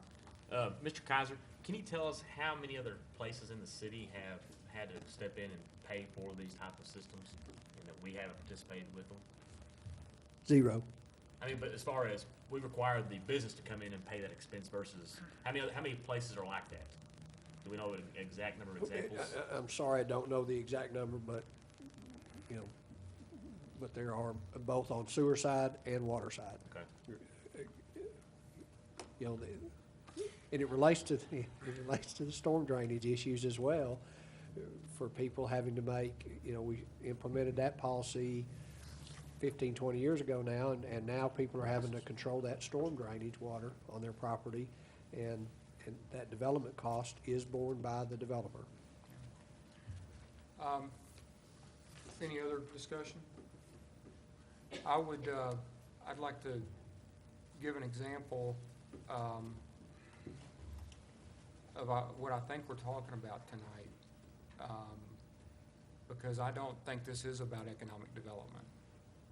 I think this is about due diligence on the part of an architecture firm that has made a recommendation to a company here in Stephenville. That's the issue. It's not economic development. This is like Encore saying, I've got 3-phase power to your site, and your electrical engineer sizing a 200 amp breaker, and then realizing that you were further away from the service than you thought, and you needed a 400 amp breaker because you had more stuff. It's an engineering math problem that they got wrong.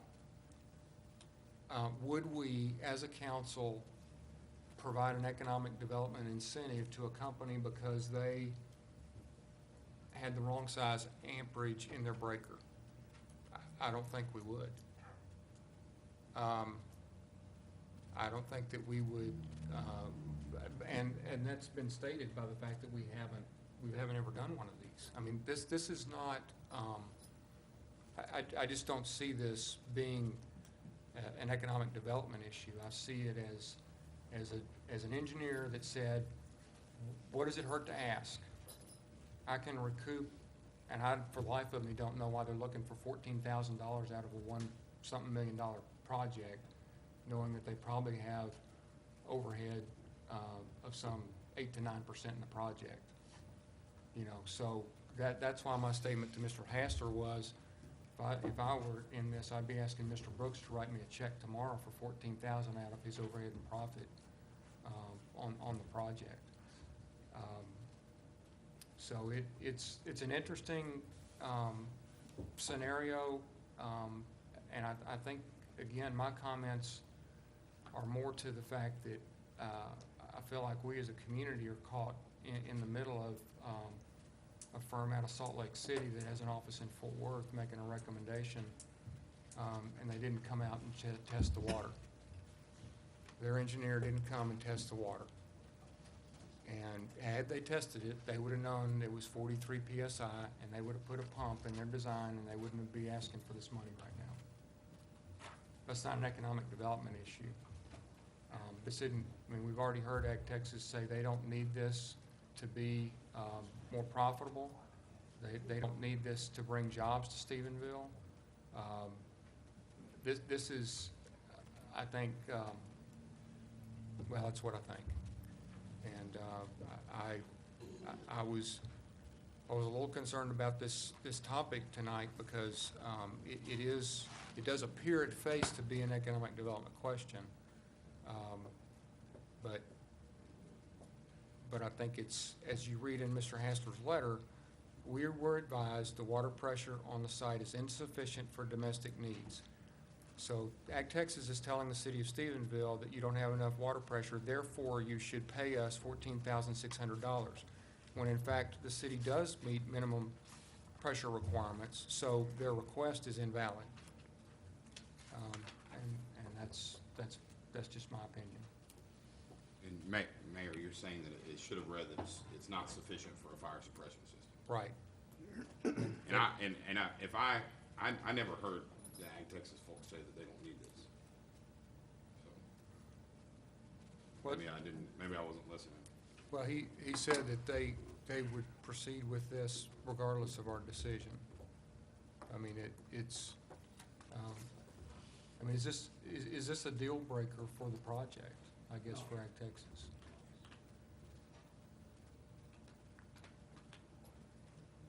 Call the question, Mayor?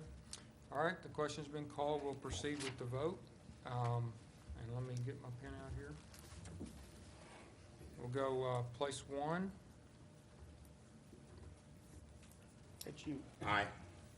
Okay. Place two. No. Place three. Aye. Place four. Aye. Place five. No. Place six. No. Place seven. No.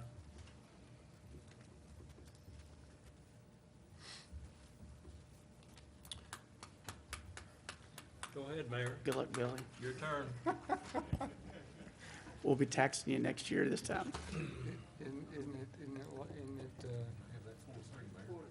yeah, it's 43. So it doesn't, yeah, it's 3 ayes and 4 noes. And so that motion fails.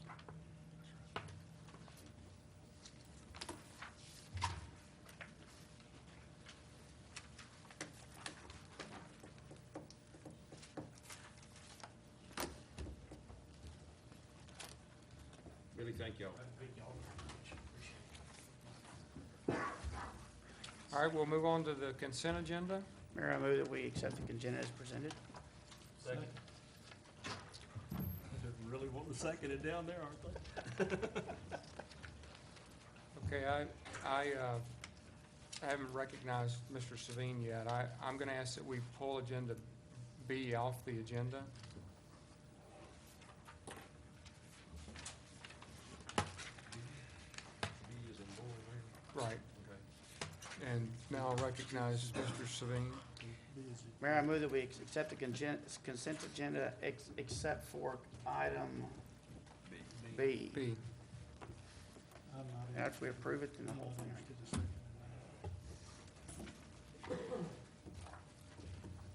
I'll second that. Okay, it's been moved by Mr. Savine, seconded by Mr. Pendleton to approve the consent agenda as presented, except item B. All those in favor, or any discussion? All those in favor? Aye. All those opposed? All right, that motion carries. And then, Are you taking Joe Coon's place tonight? yeah, I'm taking Joe Coon's Okay, place just tonight. curious. So, Joe, you're watching? yeah. Item B on the consent agenda is the award for the Brick Street project, and the bid came in, Mark, $19,000 over the dollar that was allocated for that. And so I guess what I wanted to ask is what is required to reduce the scope of that project to have it under budget so that we only spend $50,000 to execute that project as it is in the budget? We will either have to rebid the project, or we will not be able to go below by a reduction in this scope. We would have to rebid it. We're allowed to modify a contract based upon a bid up to 25%. 25% of the 69 would put us like at, I'm gonna say 52, give or take. So, I'm answering your question two different ways, I guess. First is, we can't get below it. So, then it would be to start over and downsize it and rebid it. Is about all I know to do it. Okay. And we haven't done one of these in a couple of years? We have not had this project, I actually think, in 3 years, but it might have been, I know it's been 2. I know we did not do one last year. We did not have a Brick Street project last First year. year on the council, you were doing one. So 3 years So back. 3 years back, I guess we did do one. So I guess last year was the only year, or we had not completed a project. We did not commit to a project last year. Okay. Mayor, could I ask a question? Yeah. Is the $50,000 that we budgeted for this project was an estimate on the part of staff about what they thought it would take to do this size project? Is that correct?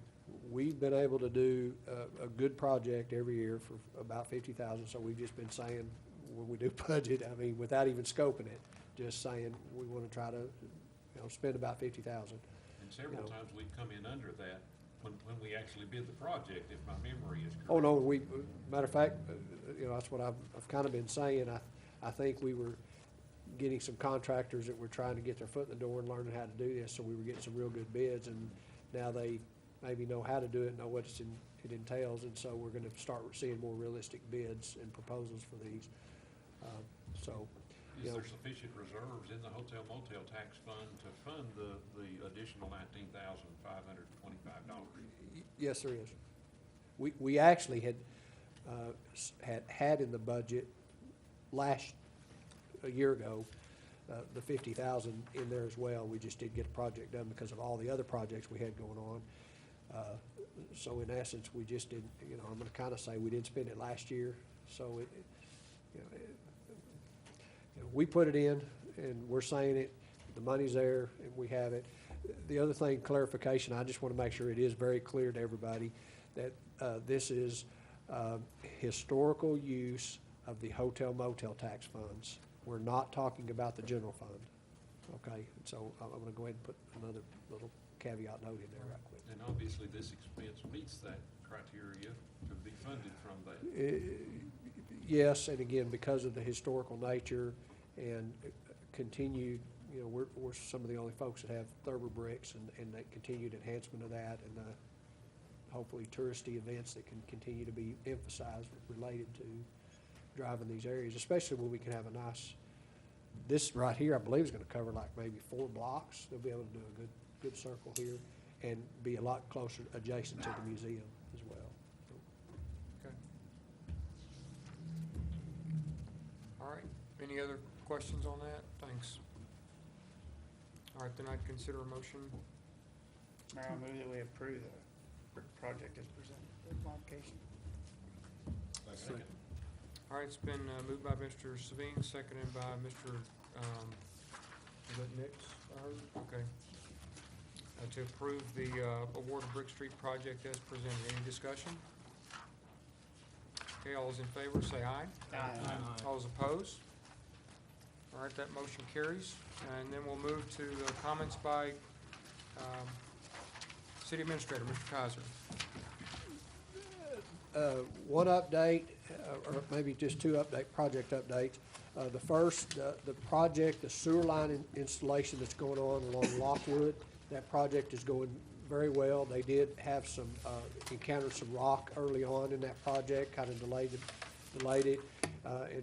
But I can tell you that the residents have been, and I think the contractor just done a very good job of working with the residents in the area throughout that project. But I believe it's scheduled to be completed middle to end of June, I think, somewhere in there. So I just want to let you know that's going well. The other project that I know you've probably heard bits and pieces about, maybe can remember, it is being installed as we speak, but the Frisbee Golf Course is being installed this week, right now. And so hopefully within the next couple of weeks, that will be completely implemented and users can begin using all that. I know that they're anxiously awaiting that, especially the ones that have been so involved in seeing that come forward, just to let you know that it's under construction right now. All the parts are in and that's going well. Other than that, I'll be glad to answer any other questions. I really don't have anything in. Any questions for Mark in particular? One comment, I miss your closing sheet that gives the upcoming meetings and projects and other things. That's an important part of the agenda, and I appreciate that, and I know that sometimes it's difficult to put everything together by the deadline, but I want you to know that I missed that this time. Duly noted. Okay, let's start, Mr. Hogan. I have none. Dr. Cross? Nothing. Mr. Smith? Mr. McGann? No report. Okay, I've got one thing this evening. On Monday, the United States Supreme Court issued a very landmark decision for our country dealing with prayer in these forums. And I'd like to ask our attorney to look into the implications of that court decision for this council and report to us at some future time so that we can consider the implications of that decision. Okay, thank you. And I'd also like to just thank the staff for your hard work in putting together tonight's full agenda. They did a great job with that. And Mark, just to you and your team, thank you. With that, I'll call us into executive session in compliance with the provisions of the Texas Open Meetings Law in accordance with Section 551071, consultation with attorney. Thank you.